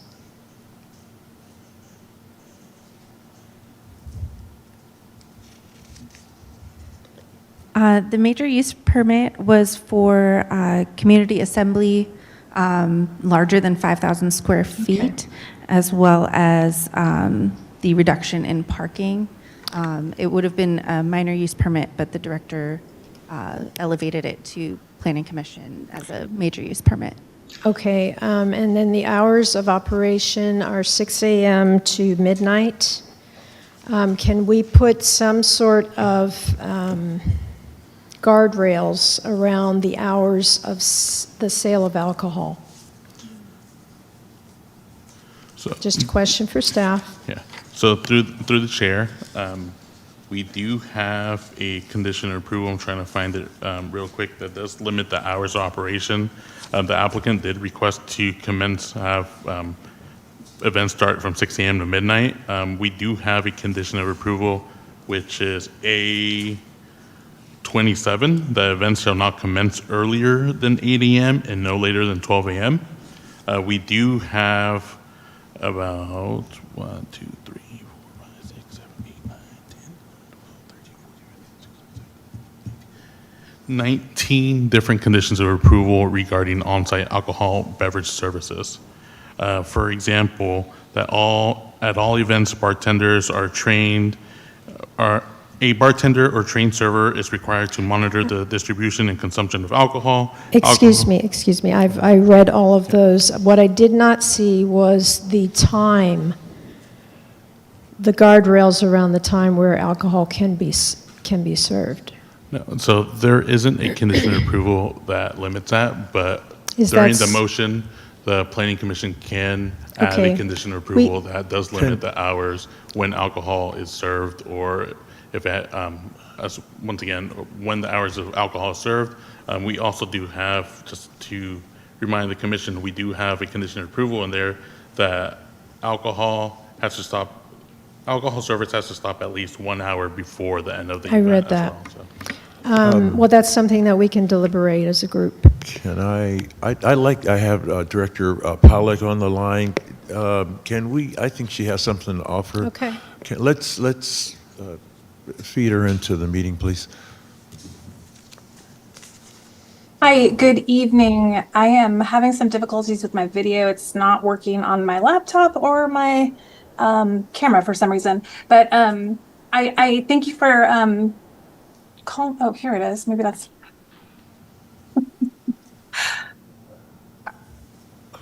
Yeah, apologies. Anyways, I apologize that I can't be there in person this evening, but I just wanted to chime in. I was going to note that condition 19 HIJKL that does require alcohol sales to stop before the 1 hour before the event ends.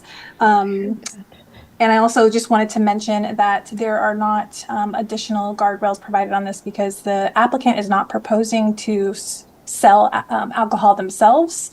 They are making it available as an option for event hosts if they have their own permits through ABC. So that's kind of the nuance issue here. I also, while I'm here, just wanted to respond to one other earlier item that was brought up related to enforcement of noise. I wanted to mention I am working with the code enforcement department every day, and I can say that it is hard to enforce that.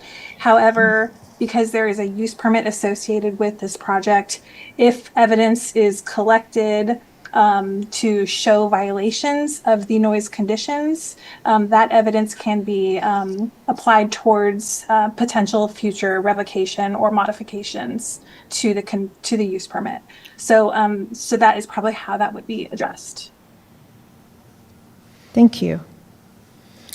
On I don't know what page 6, I guess, of staff report, under VMC section 16.508.14.b, modification and reduction.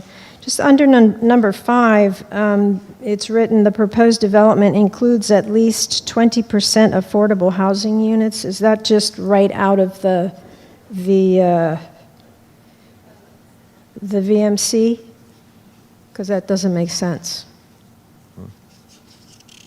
How does this apply? Yeah, through the chair, that was an oversight, and we did not catch that. Okay. Moving right along. A lot of these are clarification questions. Oh, really? Where is it? through the chair, apologize, I would retract the comment that I made that we didn't catch that, but Associate Planner Solomon just clarified that that's the way the findings are written in the City of Vallejo Municipal Okay. Code. So those are the exact findings that was, approved and adopted by City Council. Yeah, I was just wanting clarification on that, making sure they're not going to build units.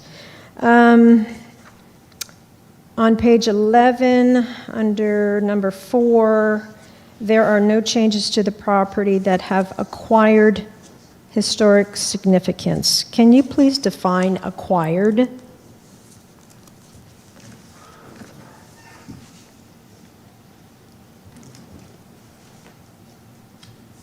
So that language is taken from the Secretary of the Interior standards for the treatment of historic properties, and it is meant to allow for changes to a building that happened later on in, after it was constructed, but are still part of the historic significance of the building. It doesn't really apply here. It's just, that's kind of the boilerplate language of one of those standards. So I think that's why that got included, but Okay. I don't believe there are really any significant changes to this particular building, so it wouldn't really.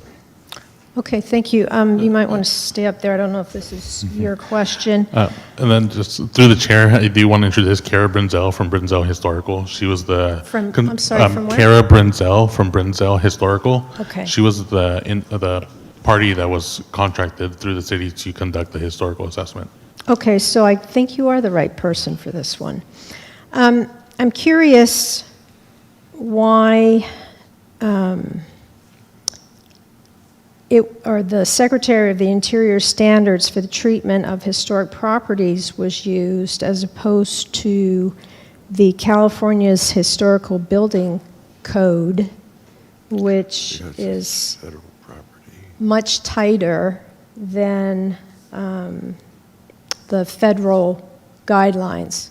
The California Historic Building Code is meant to allow for flexibility when a qualified, eligible, or listed historic building needs to be altered. It allows for things to be done a little more flexibly rather than bringing everything exactly to current code. That's the purpose of the State Historic Building Code. The Secretary of the Interior Standards, even though it's a federal standard, it is accepted as a way to avoid negative impacts to a historical resource under CEQA.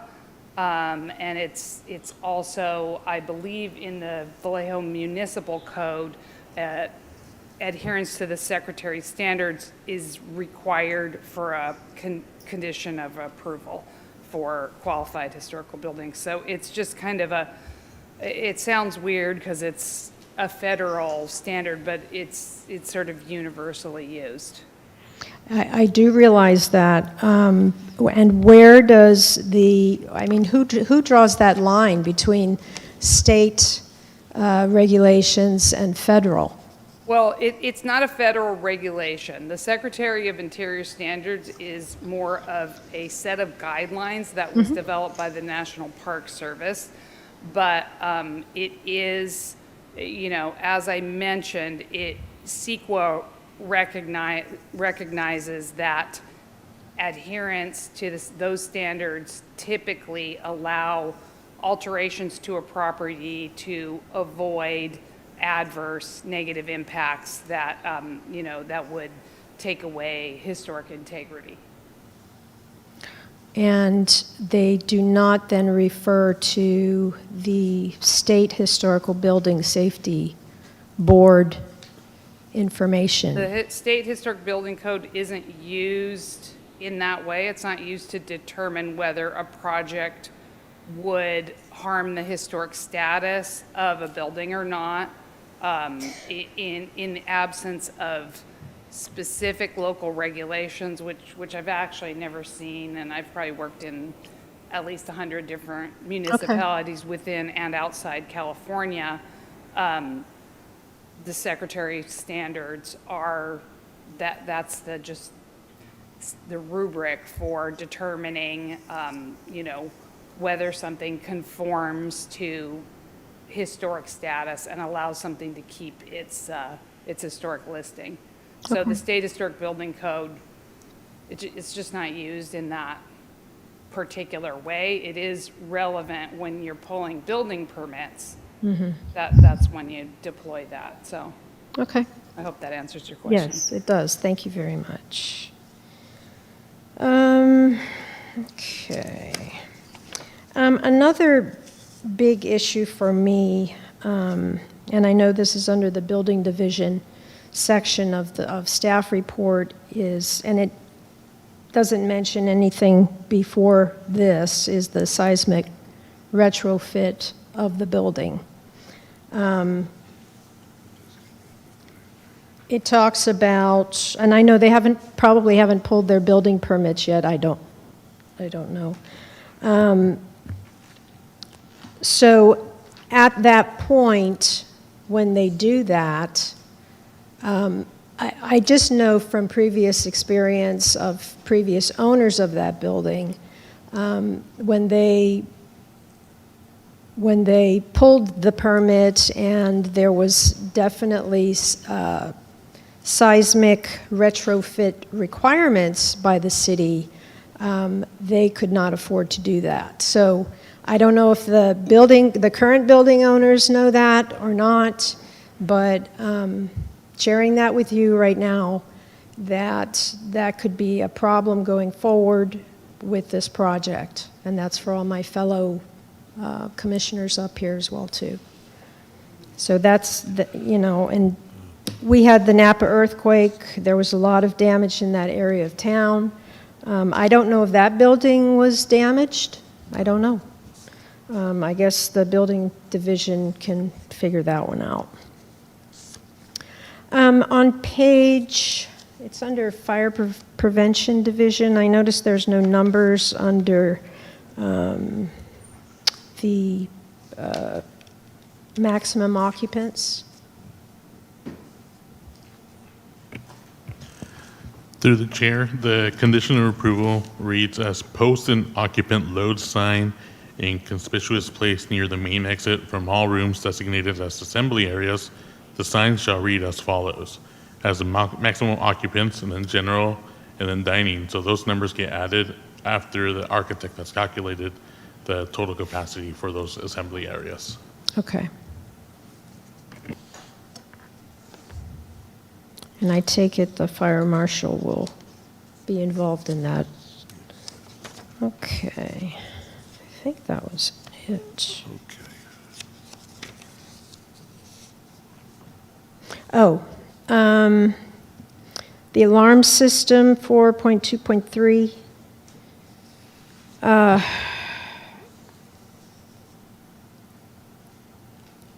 I don't know if the applicant knows this, but I think everybody else who lives here in Vallejo knows that the VPD does not respond. So my question to the applicant is, how will they respond?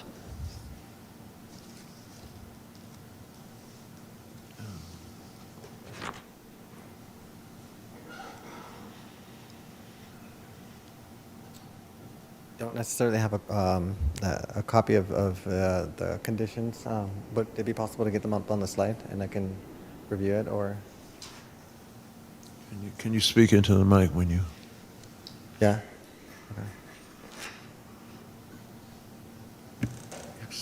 Through the chair, may I ask Commissioner Medeiros to repeat the question and the conditions she's referenced to?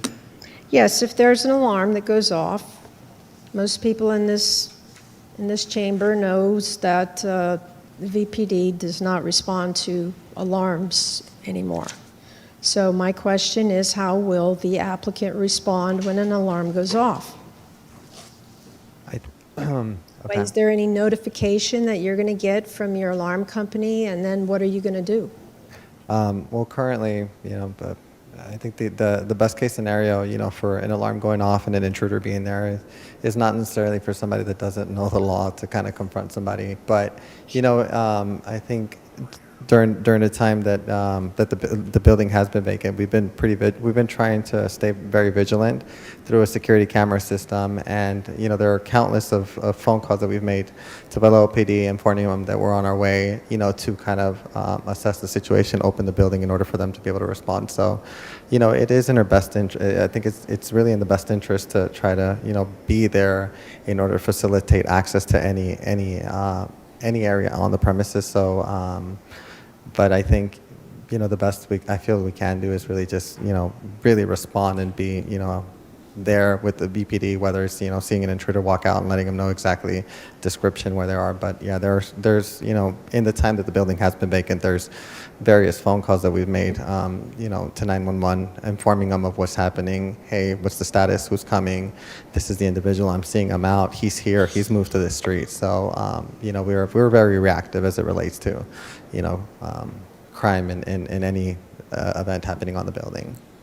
Well, and the reason I asked you is because I believe it was you who noted that there were some broken windows Yes. on the property. So that is a form of blight, and it just, brings people into your building. It has. One of the reasons why currently the building stands with boarded walls and boarded doors is, we've had several break-ins, and as much as we were there trying to, patch up and repair it so that the building was, presentable and its facade was, pretty for the neighborhood.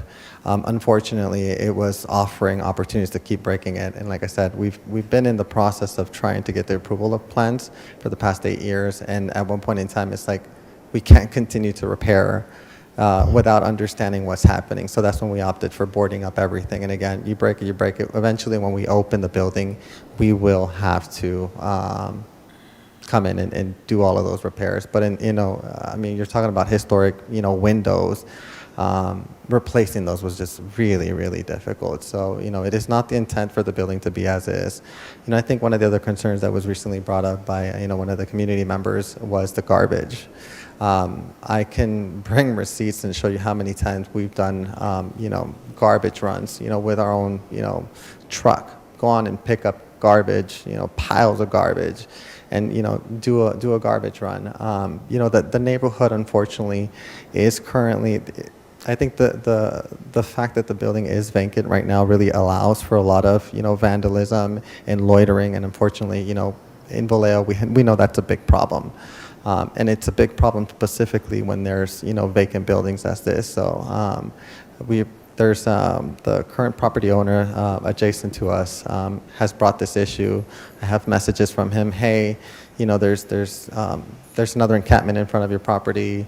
Encampment is growing. And again, we've been very responsive, and that's why you don't necessarily see the growth of encampments in front of the building, even though the building is vacant. And again, that's our proactive measure to try to maintain the area clean. But again, there is a limitation that we can go on. If this project doesn't move forward, how much more money can we continue to invest? We're not a deep-pocketed corporation out there. We're a local, Vallejo family. We've been here 23 years of our life. We see this as like, hey, this is a great way to, partake in the rejuvenation of our communities. But unfortunately, it's getting sad to, see that deterioration. I personally have witnessed that. So again, I am excited to see this building open up, and we're doing everything we possibly can to do that seamless integration into the community. We have discussed the option of malls. To be honest and frank, I don't necessarily think that a mall in that big space is about 7,000 square feet inside. It's not feasible for a mall. A mall in and of itself is going to invite that traffic that we're really trying to avoid. A mall is going to attract that light that we're trying to, that light pollution. A mall is going to attract that noise. It is going to attract those crowds outside.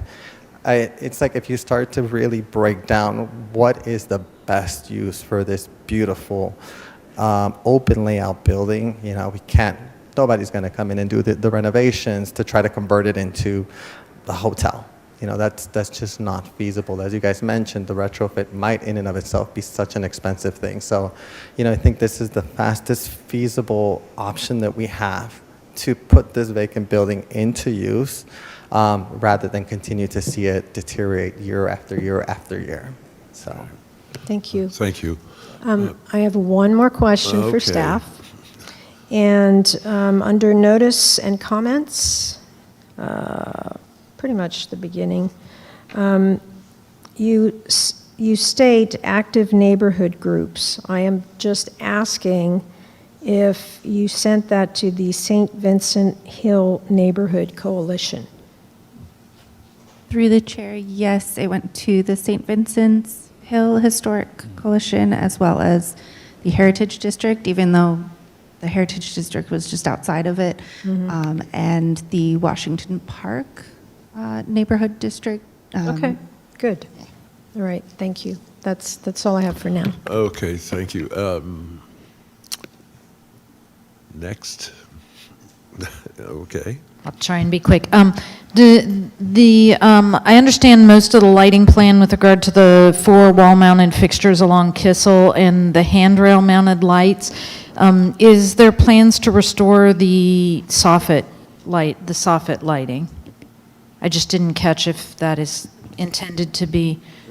yes. Soffit lighting will be they are going to be, yeah. They're going to And will be shielded. Yes. They're going to be restored to their historic condition for sure. Okay, which is not particularly shielded.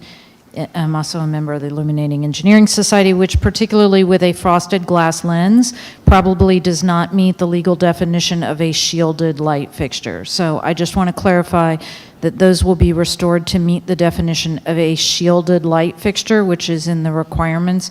And if it would be addressed if the original condition, which appears to have been frosted glass, does not meet the legal definition from a light trespass, light pollution standpoint of being shielded. Okay. The mural, can anybody elaborate on the legal requirement for access to the mural? What entity, does anybody know what entity, or we could save it for deliberations, or, but. Well, what I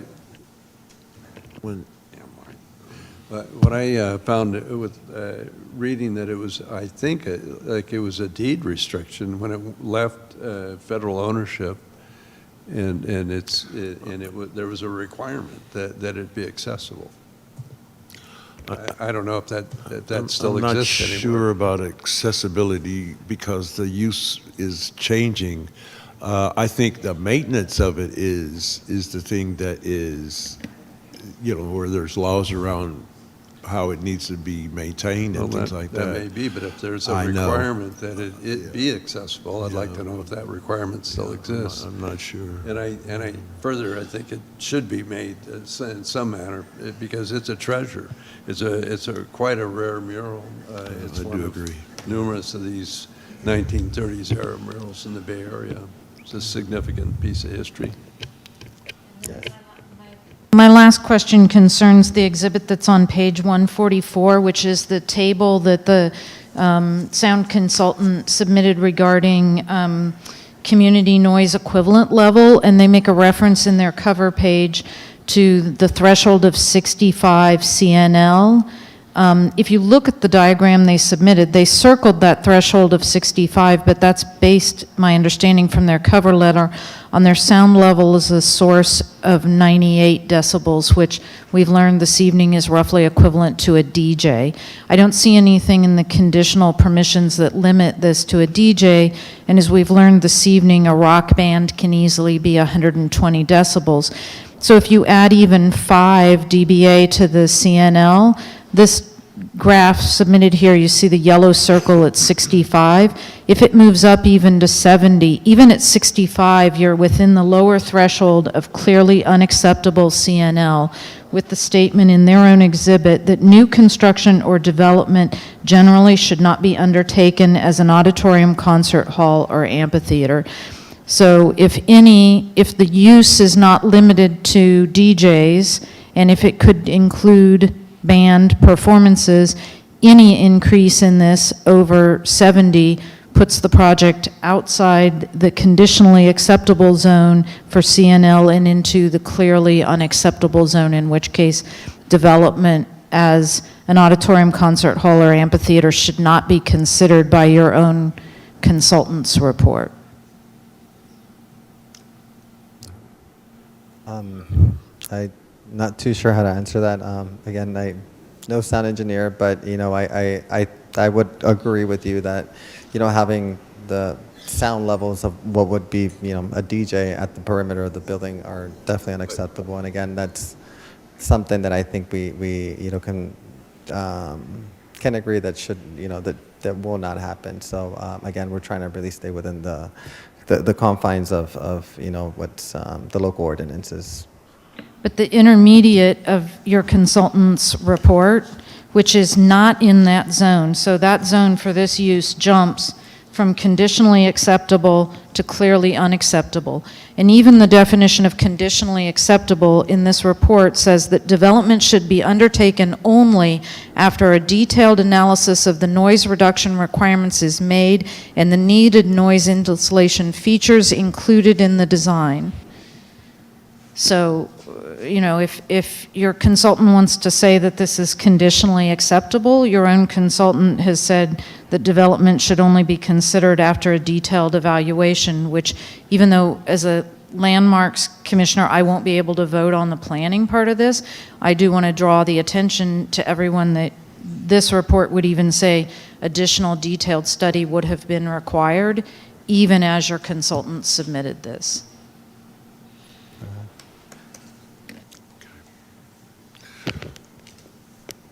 Other questions? I just had one. I missed out on, when would the live music stop? Was it 10 o'clock or midnight?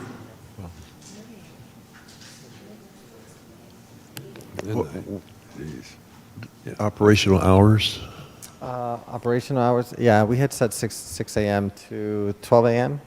And again, 6 a.m., I think it's... 7 days a week? Huh? How many days a week? We put 7 days a week. Again, it's not, within our consideration that we're really going to have, that kind of success of operating from 6 a.m. to 12 a.m. 7 days a week. But, we do want to be open to hosting different events. Again, we're not focused on specifically having quinceañeras or, those kind of events.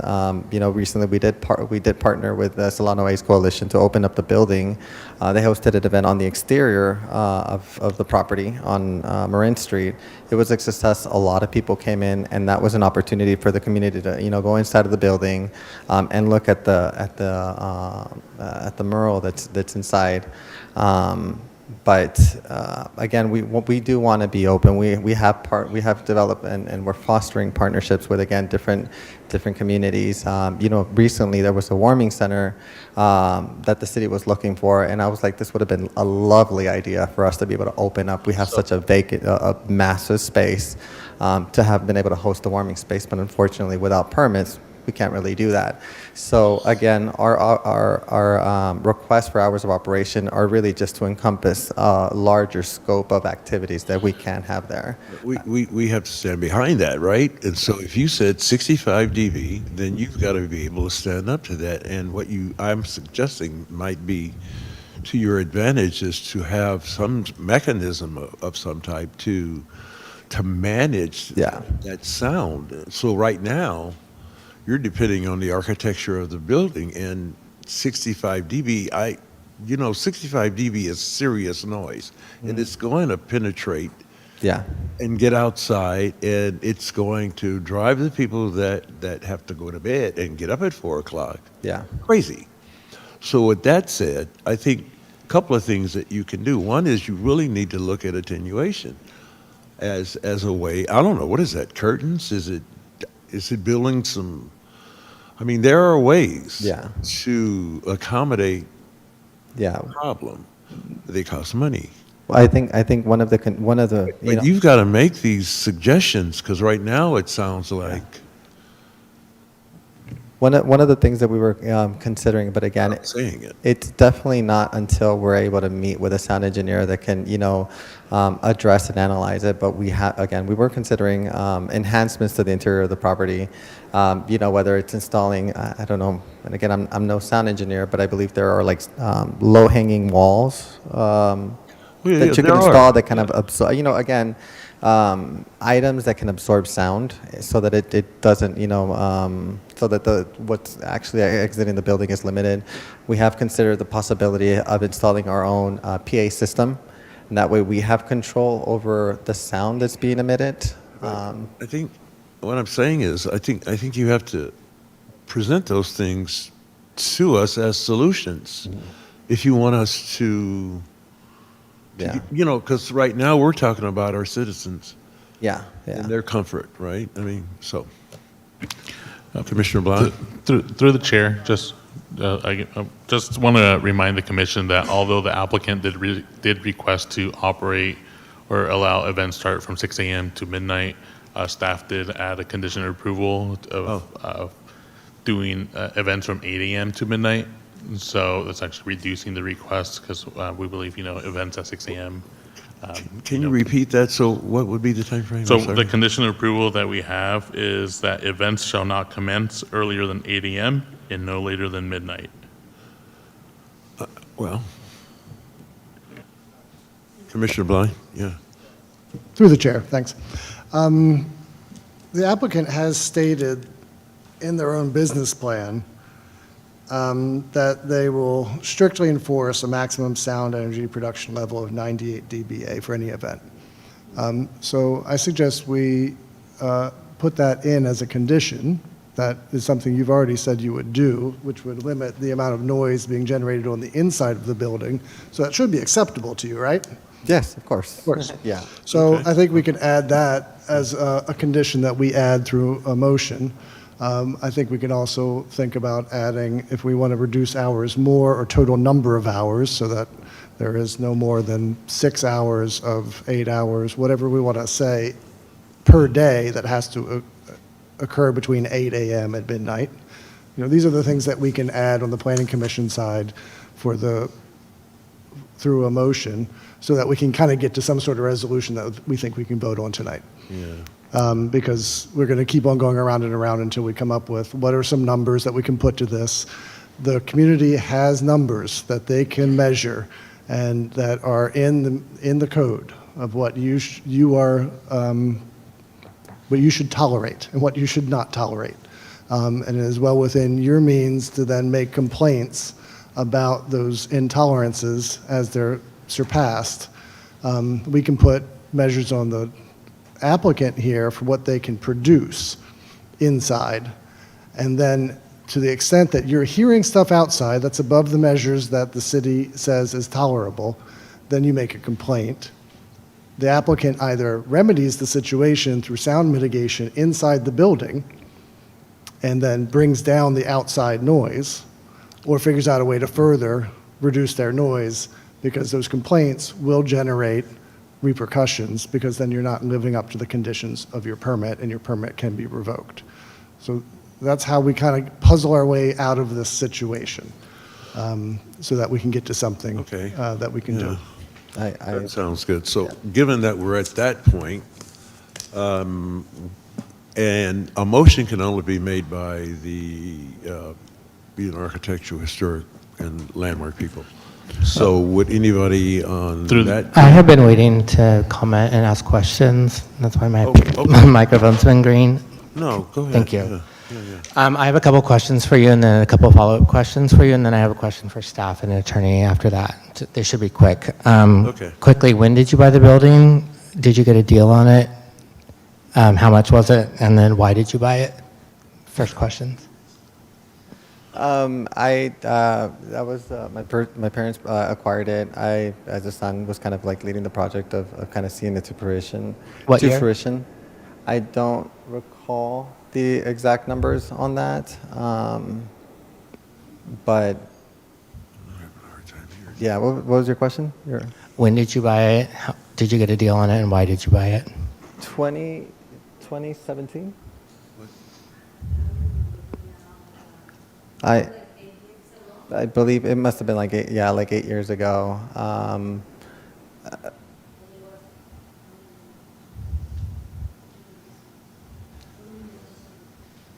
Yeah, I think it was. I don't know if it was. It must have been like somewhere in like 1.2 maybe ish. Okay. Sounds like a deal for that size of building. And why did you buy it? Do you always think it would be an event space, or? We did. I thought we were. For us, because we have a bridal business, and so we were in the business of doing event decorations. So bridal and wedding, we would be hired to go and decorate those kind of events. We kind of fell in love really with the idea of being a part of people's celebrations. So when we saw this space, I immediately fell in love with it, and so our idea was really to open it up as an events venue, as a prime events venue here in the city of Vallejo. Okay. And I also wanted to start with saying I really appreciate you guys are choosing Vallejo to invest in and all of that. I really do. I think it's wonderful. My follow-up question to that is, how many event spaces are in this area, and what's their success rate in doing it another one? Did we think about that when you thought about the use of this building? I think there are, I might say there might be like permitted. Actually, I wouldn't know. I know there's probably a few event centers in the area, but again, I'm not necessarily sure whether they're operating, legally with permits or not. And again, our interest is really to kind of,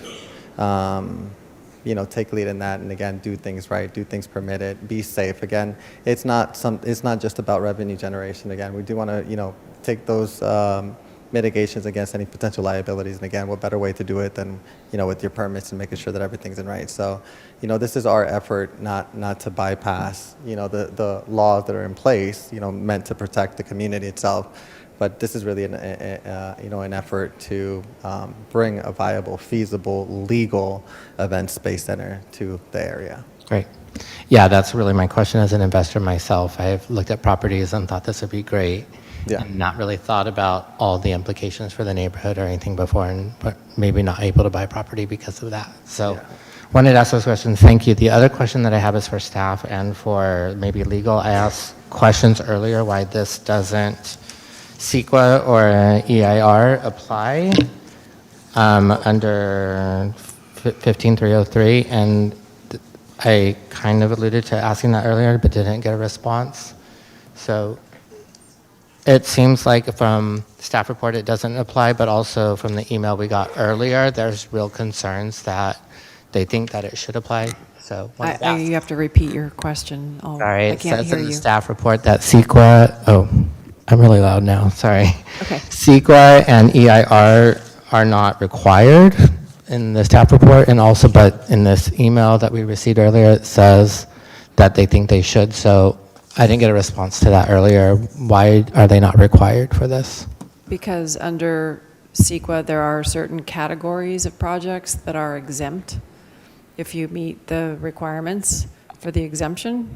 And so in this case, there are very few alterations to the building physically. So it's already an existing building, and the minor construction or conversion of construction of small structures or conversion of small structures, it covers like the trash enclosure and the modifications to the front of the building, and there are some additions to the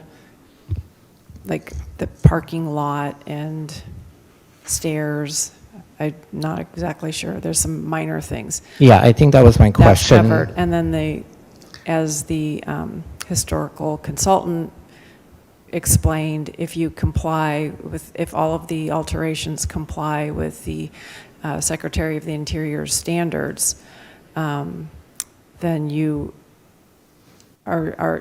show that you have not impacted a historic resource negatively, like adversely. So you then therefore qualify for an exemption for rehabilitation of a historic resource. So there are two exemptions there under CEQA that this project qualifies Yeah, for. I think that's my question, because it says 15303 talks about minor changes, and like I said earlier, 90 to 25 parking spots doesn't feel minor to me. Landscape doesn't feel minor to me. A new wall going up doesn't feel minor to me. So it's like, what's the definition? Those are of very minor. Oh. What's the definition of minor then? Well, like for example, building a single-family home is minor. That qualifies.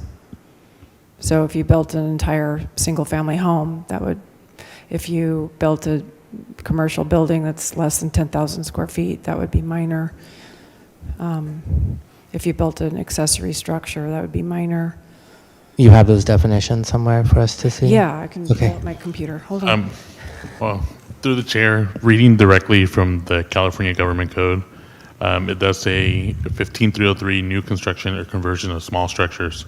So class 3 consists of construction and location of limited numbers of new / small facilities or structures, installation of small new equipment and facilities in small structures, and the conversion of existing small structures from one use to another where only minor modifications are made in the exterior of the structure. The numbers of structures described in this section are the maximum allowable on any legal parcel. Examples of this exemption include, but are not limited to, one single-family residence or a second dwelling unit in a residential zone. In urbanized areas, up to 3 single-family residences may be constructed or converted under this exception. A duplex or similar multifamily residential structure totaling no more than 4 dwelling units. In urbanized areas, this exemption applies to apartments, duplexes, or similar structures designed for not more than 6 dwelling units. A store, motel, office, restaurant, or similar structure not involving the use of significant amounts of hazardous substances not exceeding 2,500 square feet in floor area. In urbanized areas, the exemption also applies to up to 4 such commercial buildings not exceeding 10,000 square feet in floor area on sites zoned for such use if not involving the use of significant amounts of hazardous substances, where all necessary public services and facilities are available and the surrounding area is not environmentally sensitive. And then water, main, sewage, electrical, gas, and other utility extensions, including street improvements of reasonable length to serve such constructions, accessory structures, including garages, carports, patios, swimming pools, and fences, or an accessory steam sterilization unit for the treatment of medical waste at a facility occupied by a medical waste generator, provided the unit is installed and operated in accordance with Medical Waste Management Act and accepts no off-site waste. So just kind of referring back, these are all examples of this exemption, but they're not limited to. So I think the next step would be for the vice chair to determine if we have completed questions and deliberations, and if so, do we vote on the AHLC matter first, or do we vote on the planning matter first? Through the chair, if you wanted to add conditions of approval before, have you all agreed and deliberated on those? Because when you make your motions, My question, in addition. when you make your motions, I want to make sure that you add that you've all agreed upon the conditions of approval. Well, my question is, we have 2 votes, obviously, we have 2 panels, even though we also have, and then I'd like a clarification on what we, AHLC, are limited to. So Because we're voting conversation only, has gone we're way voting beyond. only, we would vote only on the historic appropriateness of the modifications. So despite our ability to question the noise, the sound, the parking, those don't fall under our purview. We would vote only on the historic portions of the building. But in terms of just concluding any modifications we'd like to make, my recommendation would be that we consider continuing this item until our next AHLC meeting because of the lack of clarity regarding whether or not there is a deed restriction regarding public access to the mural. And if in fact a deed restriction does exist for access to that historic mural as a condition of the sale of the building, I think we as the AHLC should understand the existence or not existence of that deed restriction and whether or not that deed restriction is being met before we consider whether or not this is historically appropriate, because what's proposed could deny that. So that's our concluding our deliberation. That would be my recommendation on the motion from the AHLC. Through the chair, the reason that we had this joint meeting was to avoid staggered meetings, because in case someone were to appeal, because we have, under our code, it requires 2 different entitlements from 2 different bodies. And we don't want to have staggered appeals with separate entitlements expiring at different times. So So hold that thought. You can make it a condition of approval to see the title report, and if there is a deed restriction, to make it, the applicant comply with the deed restriction. But I mean, that could mean 24-hour access to the mural. We don't even know what that is. Well, I don't think the post office was open 24 hours, but you could make him comply with the deed restriction, whatever it says. Because it would be a deed restriction, so whatever it says, you could make them, it's legal. I think Does that make sense? That makes sense to me. And also, if we have a commitment from the owners to abide by that, whatever restriction. And then it we is, can once revoke we their use permit if they don't comply. And then also before voting, I would like to know exactly what we're voting on. I know it's doors, whatever. I don't know exactly what we're voting on. I believe our purview is the landscape improvements, the exterior modifications, which would be the replacement of the signage returning to the post office signage, and the modification of the doors, and the addition of the accessible ADA ramps. So the wall wouldn't be part of it? And I'm sorry. And lighting attached to the building, I guess, but not, and the detached wall, I assume, would also be in our scope because it is a landscape item. So is that clear that, am I correct that the AHLC scope includes the addition of the perimeter sound wall, the landscape plan, the lighting attached to the historic building, the additional ADA ramp, and the door modifications, and the signage modification to return to the original post office signage? Are those 6 items what the AHLC is voting on? Through the chair, so it's all of those items except for the sound wall and the landscaping. I know typically the HLC has acted on projects that require new single-family residences and landscape review, but that was specific for that project. So tonight, the HLC would only be acting on the exterior modifications, the lighting, and the signage.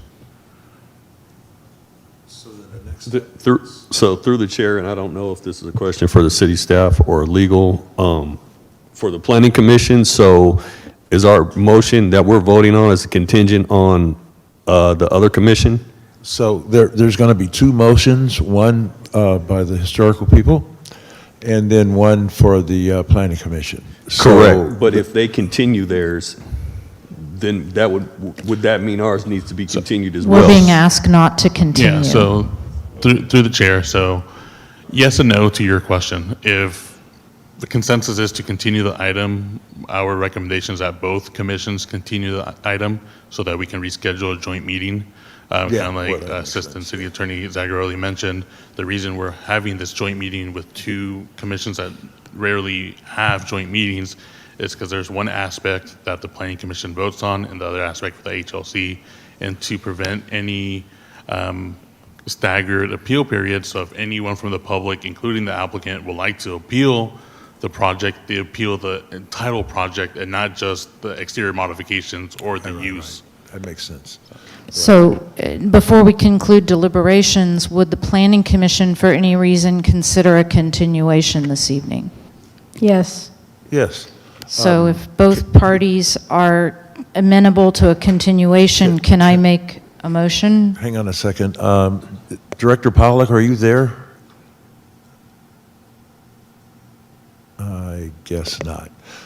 I don't. Yes, no, I'm here. Oh, you're here. Okay. Are you hearing these questions? I'm sorry. About yes. continuation and so on between the 2 groups? Yeah, I would agree that if there's going to be continuation, both should be continued, as Planning Manager Orozco mentioned. However, I also think that the city attorney had a very valid opinion that should be considered.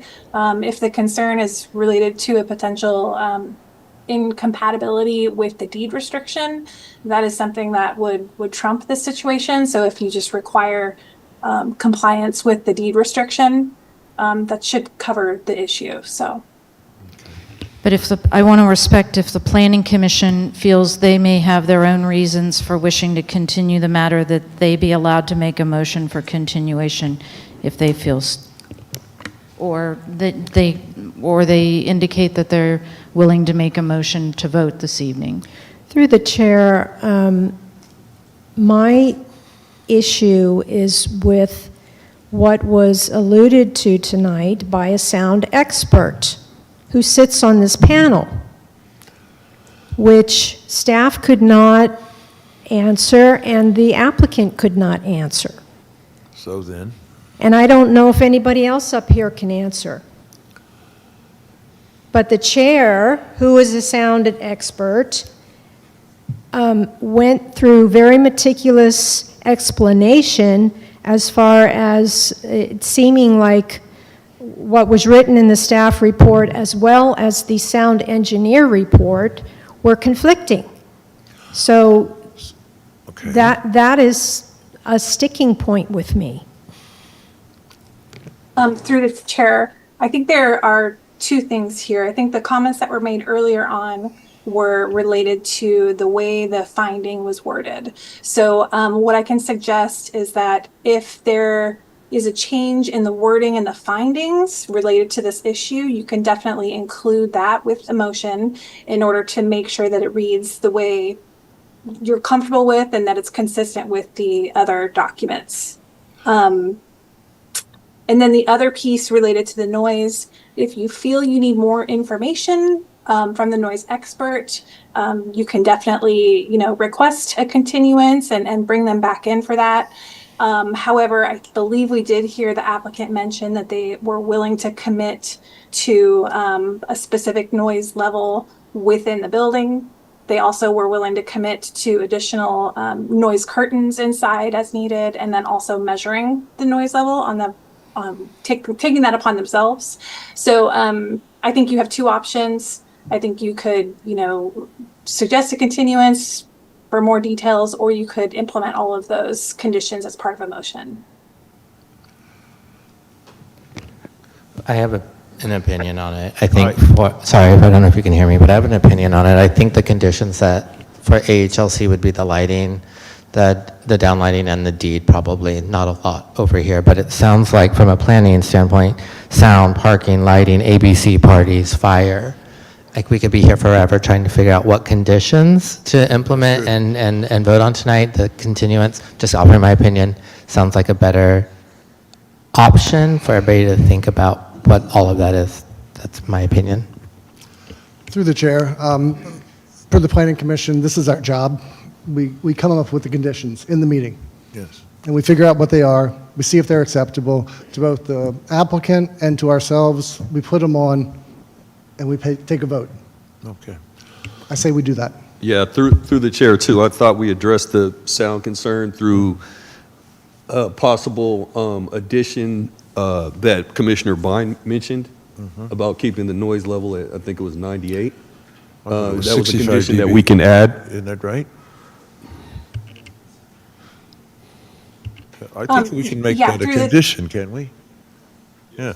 Yeah, through the chair. Make it a condition. Sorry, I just wanted to jump in. Apologies. That could be a condition. But also I wanted to mention, if you wanted to switch the order of voting, if you wanted to take the planning commission vote first, because there are, more complex issues there, I think that would be acceptable. Okay. So then I would make a motion that we, are we going to approve this, right? With conditions? Is that what we want to do? With conditions. Okay. So I make a recommendation that we approve, let's see, where's the writing? I don't have the verbiage. Okay. Approve a resolution by the architect, let's see. Public hearing between the planning commission and The next sentence. I don't have the language. Can you? You do. It's, if you go back on the first page under 4A, Right. after this number 2. So,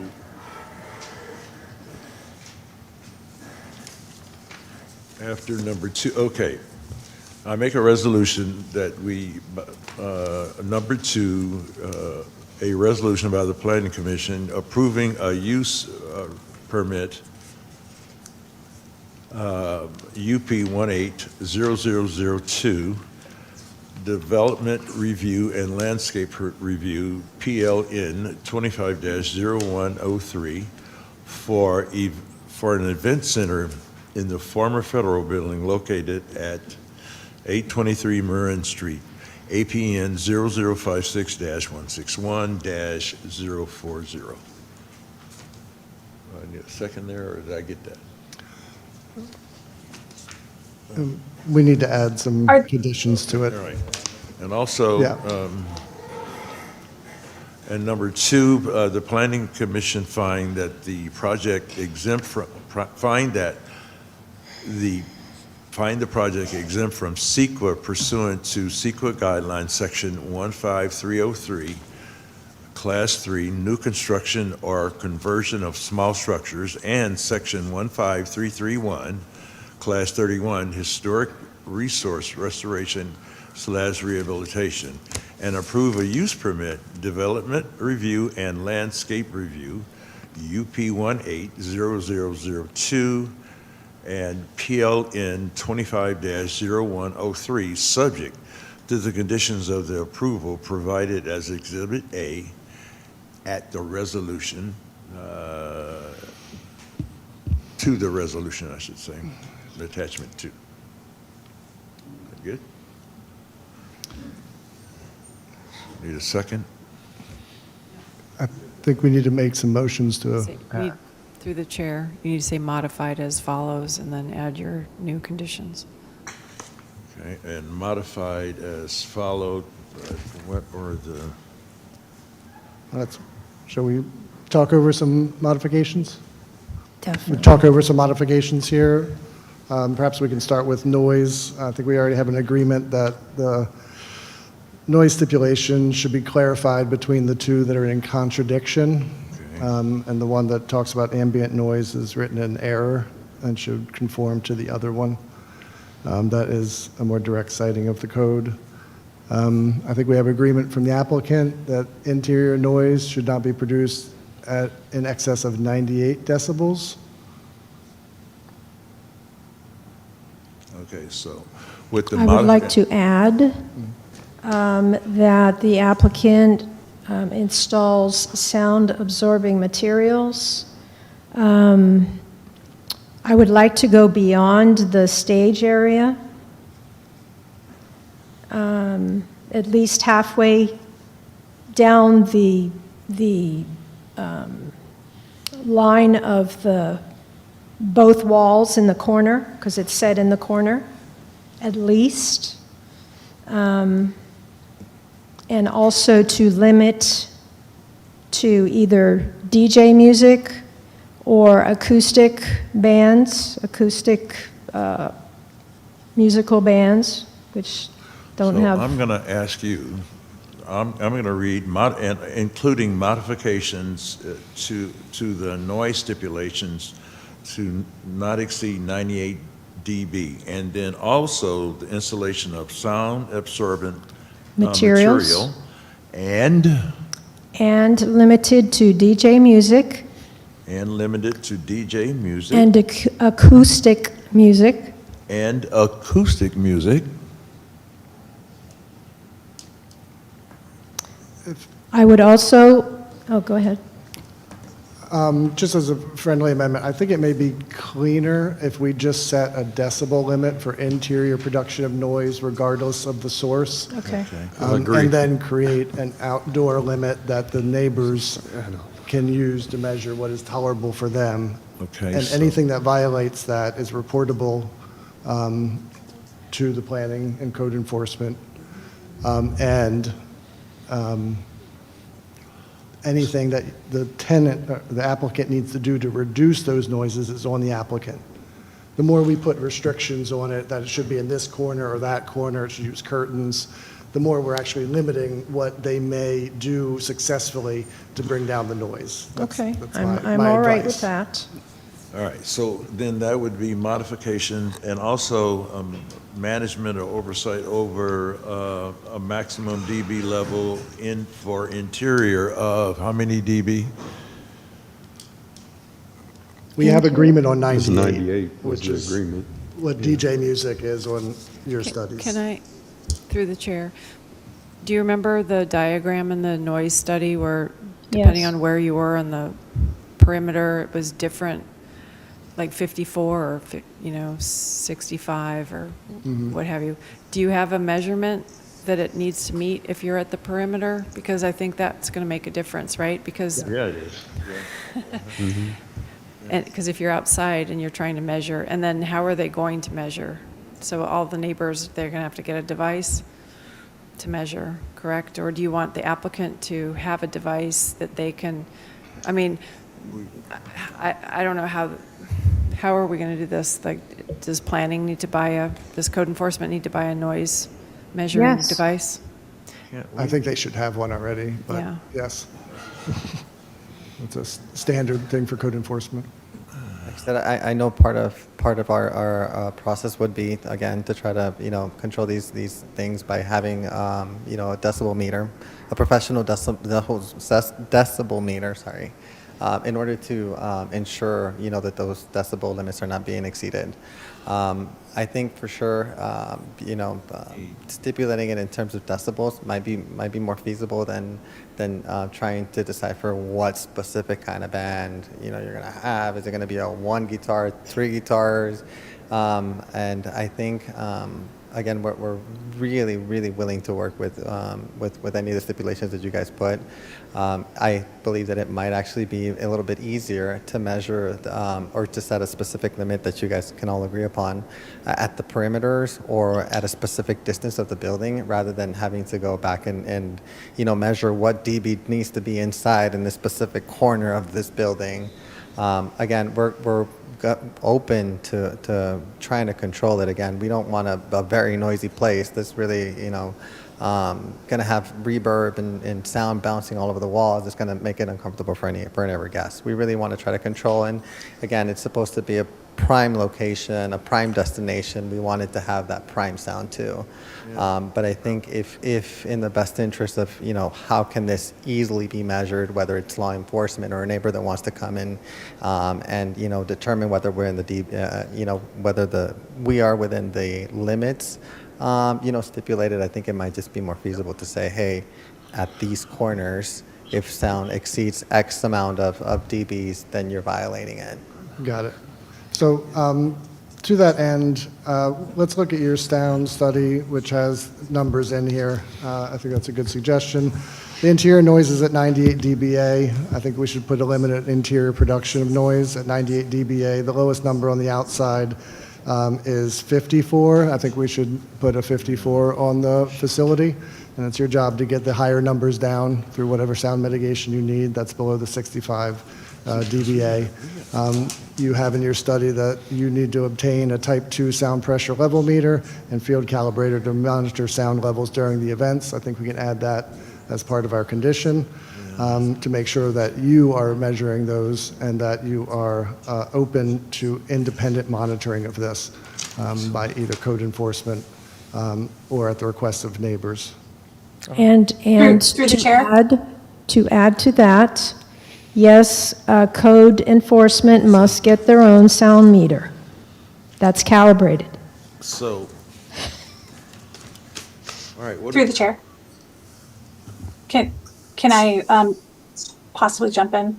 Yes, please. Oh, thank you. I wanted to add a suggestion related to the enforcement of the noise item.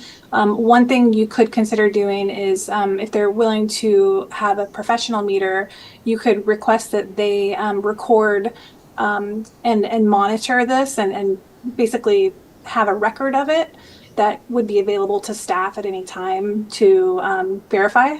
I think that could help us a lot.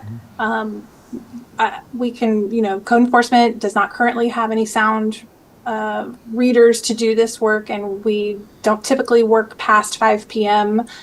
We can do investigations if needed, if there's complaints, but it's not part of the day-to-day work. So putting the onus on the applicant to keep records of this information could be helpful. Okay. Agreed that that would be one of the stipulations, that the applicant must keep a log of results, decibels during probably any sort of function with noise, with music. Okay. So we will- And usually with a log, you have to add entries every hour, every half an hour. What do we want to impose upon them? That's my question to my board members. So, what we're asking is for the owner, or the operator, I should say, to add a sound measuring device that will give us readings of the sound level or sound pressure, and that they should do that over the time of, say, they have an event, say, every hour, over an event, at least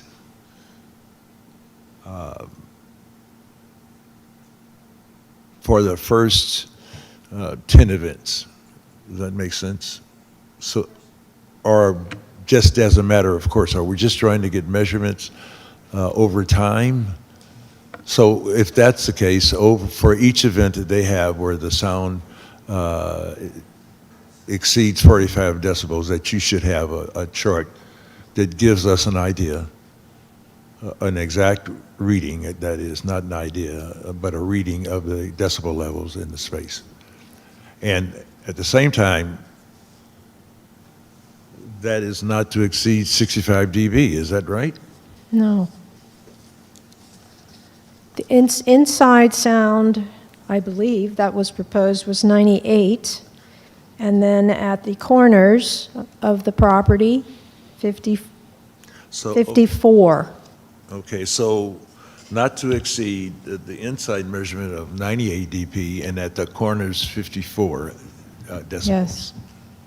We got, is that recorded? Are we in agreement with the applicant on that? Yes, of course, yes. Requirement? You got that? Good.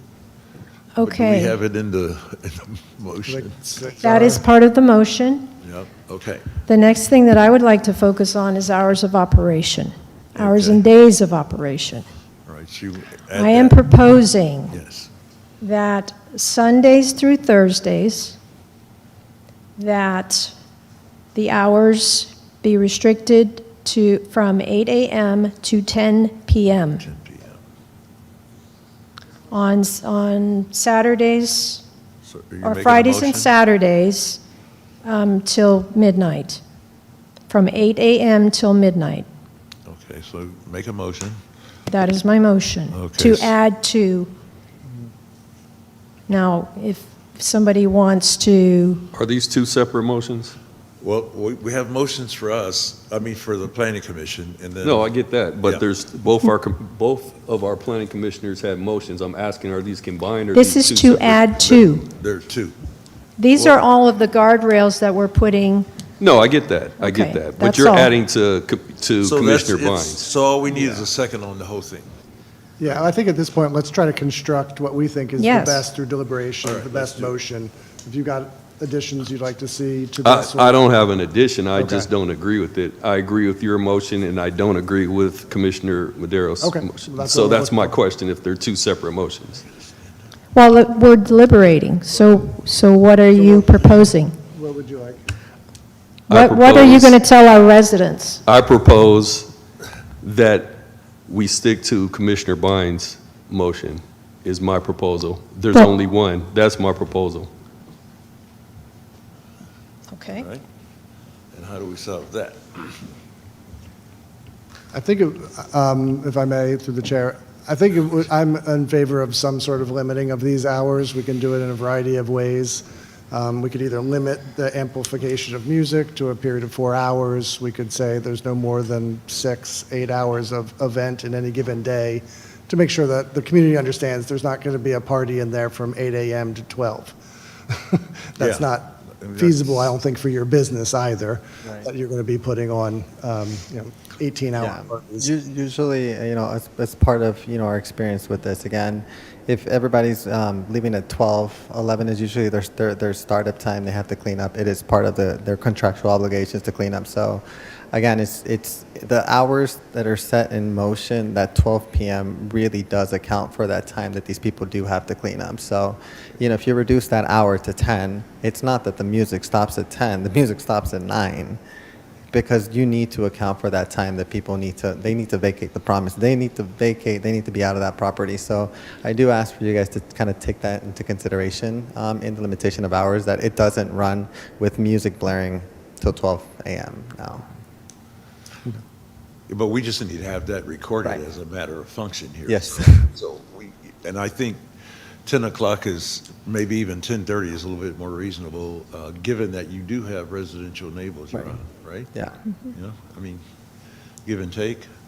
Yeah, like I said, it would just that cutoff that's established for us, it would be a hard cutoff. So it will not determine the time that the music stops. That determines the time that people need to vacate the premises. So, the further back we continue to push it, it is just the further back that we continue to account for everybody has to vacate the premises. So, I think to that condition, I would encourage you guys to understand the viability of the kind of business that we're trying to operate here.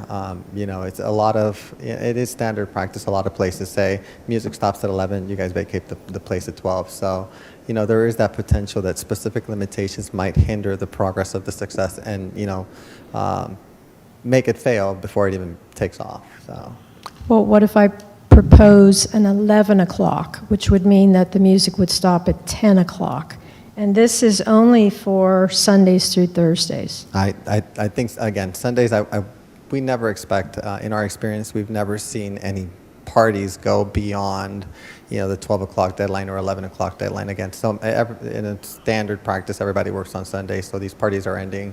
Typically when you go out and you lease, one of these events, again, for a wedding, on Sundays, usually it is cheaper for that specific reason, that it does stop at, at 11, and again, for that contingency. So I would be totally comfortable if you guys were to say, Sunday is at 11. We're leaving it open.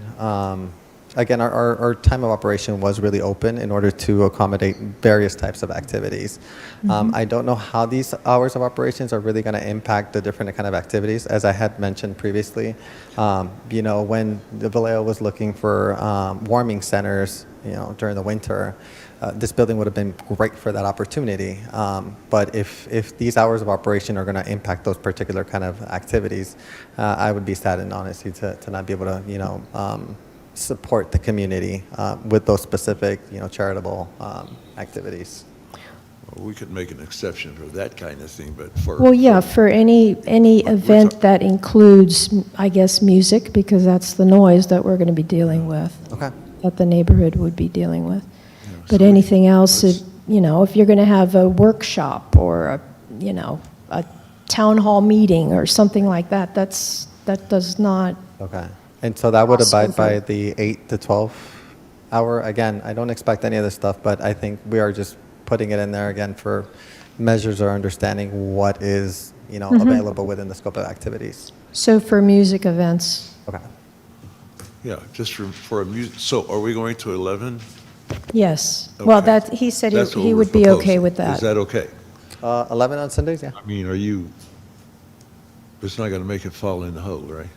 Again, Fridays and Saturdays are our biggest concern. Those are really prime. No, this is prime days, only yeah. for But if Sundays. you're talking about Sunday, yeah, again. Sundays through Thursdays, that's all I'm proposing. Yeah. Saturdays and Sundays can go until midnight. And we can make accommodations for special events, holidays that fall in those days, or just want to be sure that we kind of get those things again. I'm just thinking about the working public. Right. Yeah. Exactly. Yeah, for sure. All right. So we have a modification to time for, let's see, what did you say? Me? Yeah. I'm sorry, oh, okay. That's you. Sundays through Thursdays, Yep. from 8 a.m. until 11 p.m. Saturdays and Sundays, 8 a.m. until midnight. Fridays. Fridays. Fridays, Sorry, Saturday. Fridays and So you Saturdays. have that in the motion then? Okay, that's the motion then, along with the other stuff. So Cesar, do you? I need a second.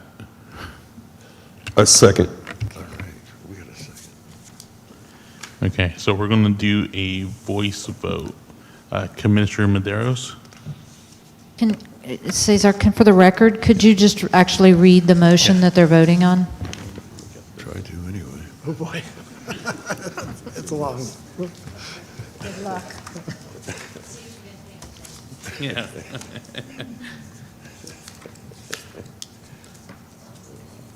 Okay, I'm going to read. The motion is that the planning commissions find the project exempt from CEQA pursuant to CEQA guidelines section 15303 and section 15331, and approve a use permit, development review, and landscape review, UP 18-0002, PLN 25-0103, subject to the conditions of approval provided as Exhibit A to the resolution, modified as follows. Interior noise should not exceed 98 decibels and no more than 54 dBA at the corners of the property. The applicant must keep a log during any function and record the decibels for every hour throughout the event. Install sound absorbing materials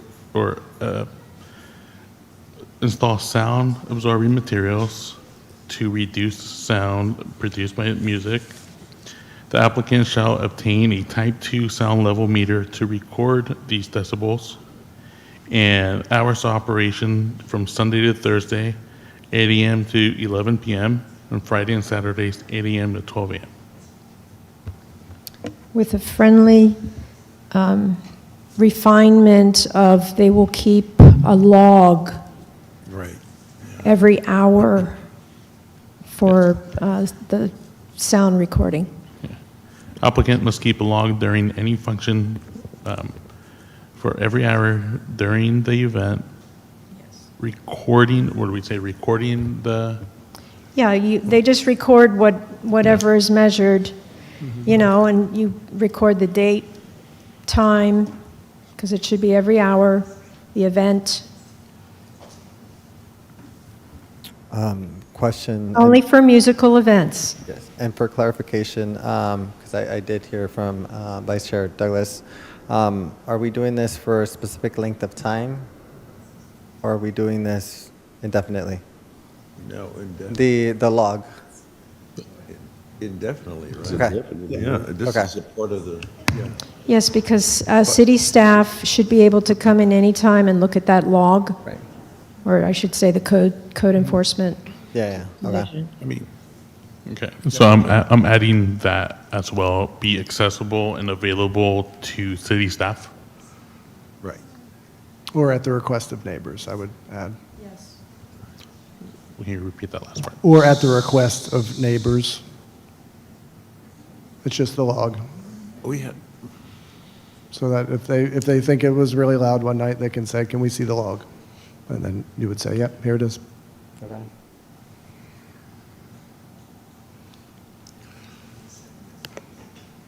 Through the chair.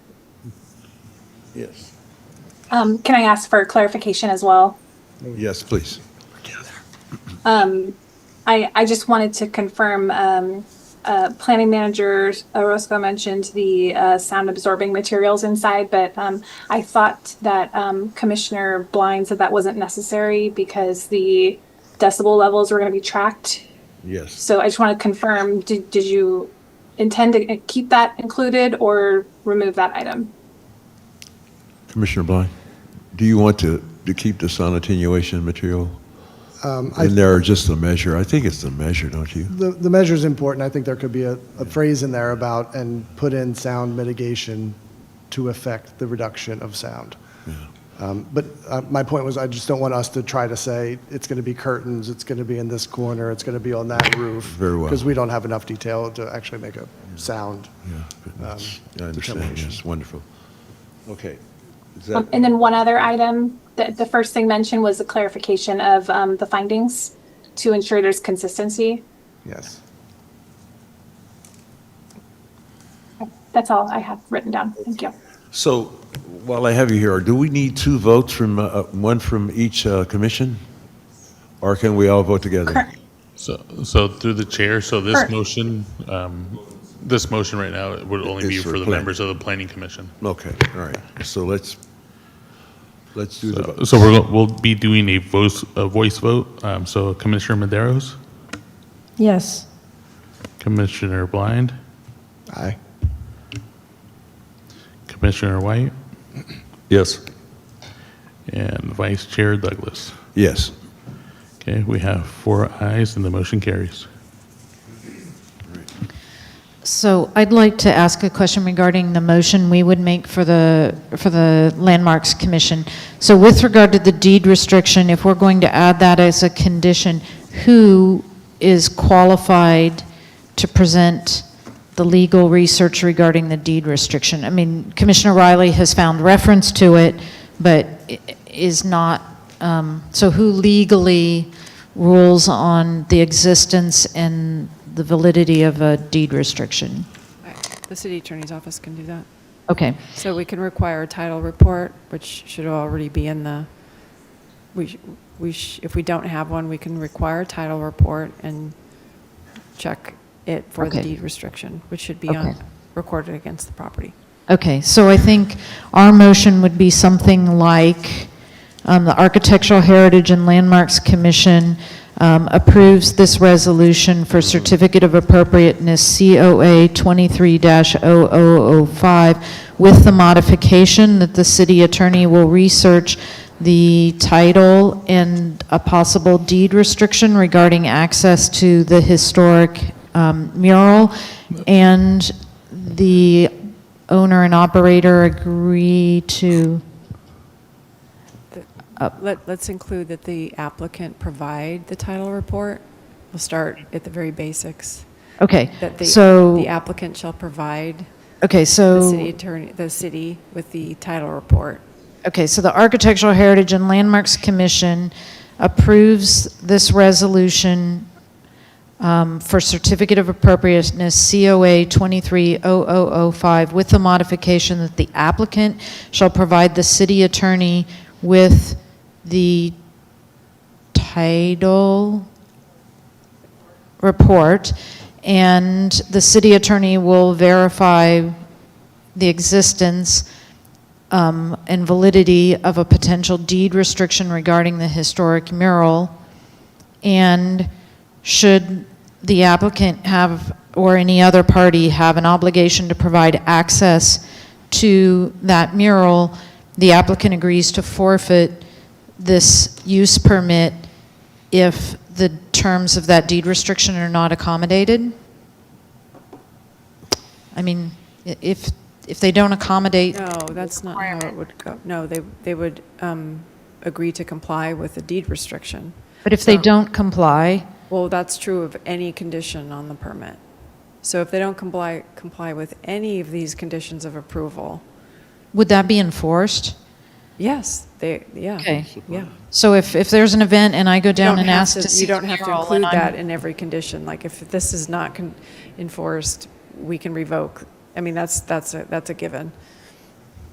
Okay, can and will are 2 different things, but I mean, so the best we're going to get is that the AHLC approves a resolution to approve the Certificate of Appropriateness COA 23-0005 with the modification that the applicant agrees to provide a title report and the city attorney will research the existence and validity of a deed restriction regarding the historic mural, and the applicant agrees as a condition of approval to comply with the deed restriction.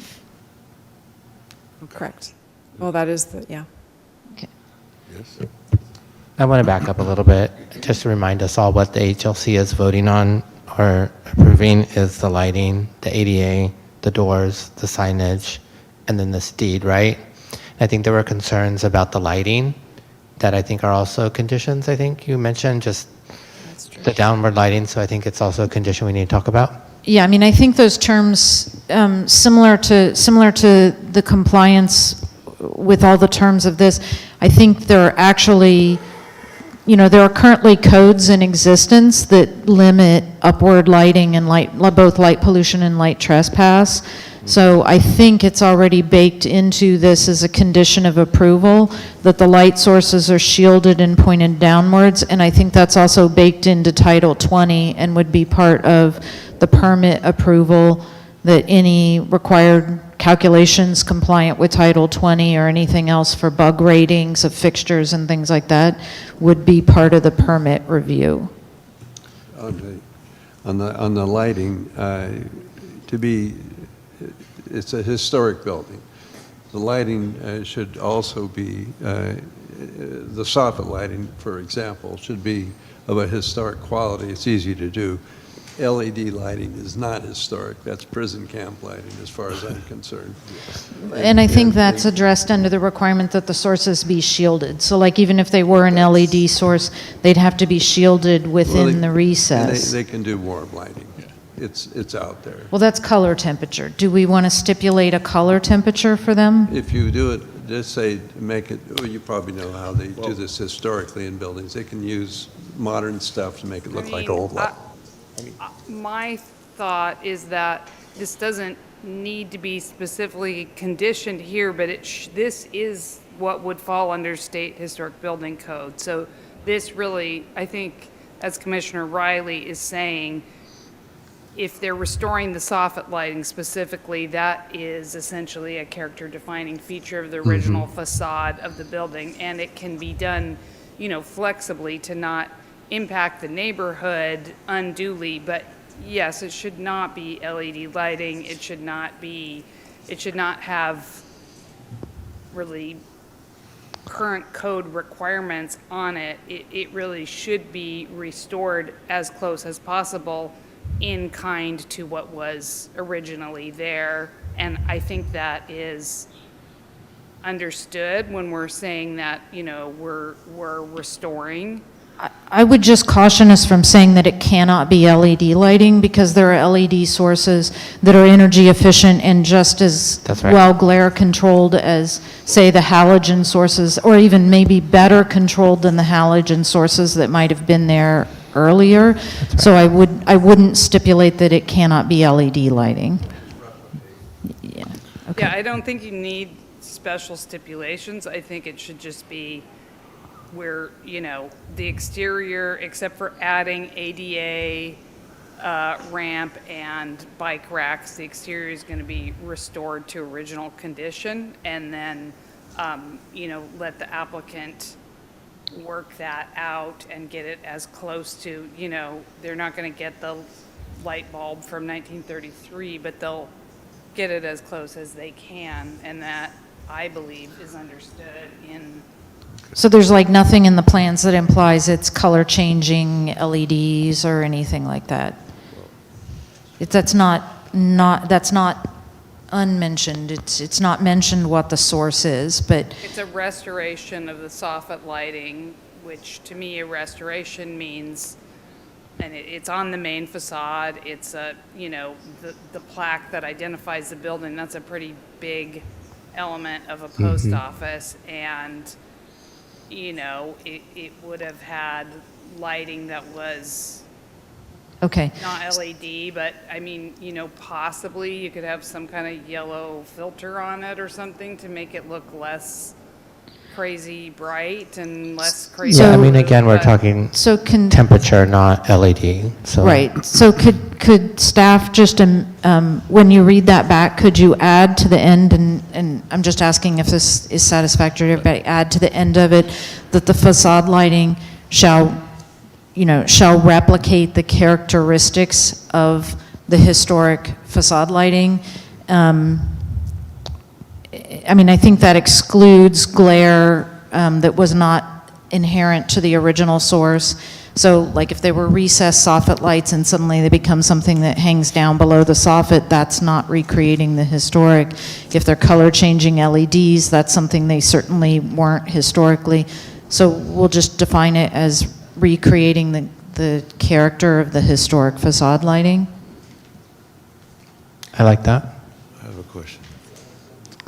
So I get the historic aspects of the lighting and all of that. Is that all the time? If they're going to have an event, then are they allowed to? They could bring their own lights for their own events and do everything, but we're talking about the building and that, so. Yeah. Your events do your own thing, but for the building, no. The building needs to be what it was, right? Okay. All right. And I have one more thing. I don't know that we talked about the ADA ramp. Did we? I mean, I don't know if I saw it, but like I'm thinking about a big old metal ramp going up, or are they blocking? It's on there's a ramp already, though. Okay, so we don't have any concern about that. Okay. Then, No more concerns for me. Okay. Yeah, just through the chair, just to make the commission aware and as well as the public, one of the conditions of approval that the planning commission acted on was regarding lighting. That does state that lighting shall be designed, located, and installed to be directed downward or towards structures and be shielded or fully shielded, and shall be well maintained in order to prevent glare, light trespass, and light pollution to the maximum extent feasible. Okay. Yeah, so that's all right. So could staff do us a favor and read back our resolution to us? And then we can ask for a second. That'd be good. Thank you very much.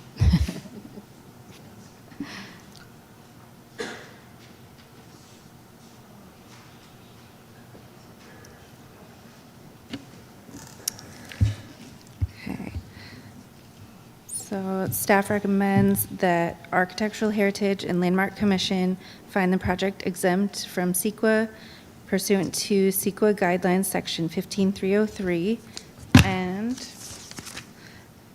Section 15331, and approve the Certificate of Appropriateness, COA 23-0005, subject to conditions of approval provided as Exhibit A to the resolution, as well as that the applicant shall provide a title report to the city so that the city attorney can confirm existence and validity of the deed restriction for public access to the mural, as well as that facade lighting will be historically characteristic to the building. Are you there? Okay. Anybody want a second? I'll second. Okay, so Commissioner Hall seconds. Do we do a voice vote? Yeah. So Commissioner Chacon, Aye. Commissioner Riley, Aye. Commissioner Hall, Aye. Chair McDonald, Aye. and Commissioner Adams. No.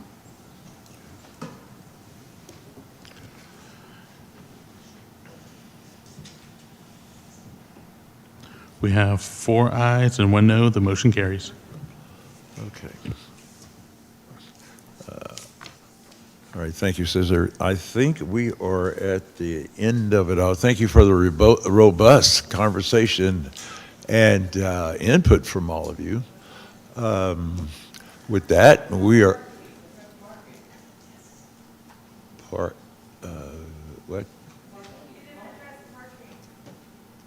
I don't know, you want to... Well, what, we have parking covered in the staff report, and then that was spoken on, actually. So, yeah. So we are at a point where we have, I think, beat this issue up enough. So with that, it's adjournment. Thank you very much.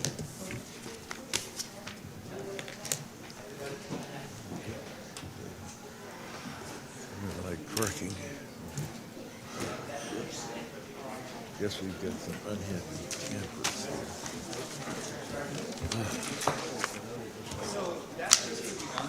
So at the end of the day, if they do the thing by the law, they'll be fine. And if they don't, well, The thing is, I mean. I want something to go in there. Well, the thing is, the concern about the other parking lot, that's not gonna be covered, because the other parking lot they're talking about is owned by Bud.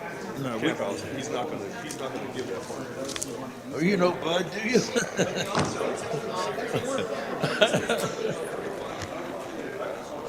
Well, look, at the end of the day, I know you had to vote. Somebody needed to vote.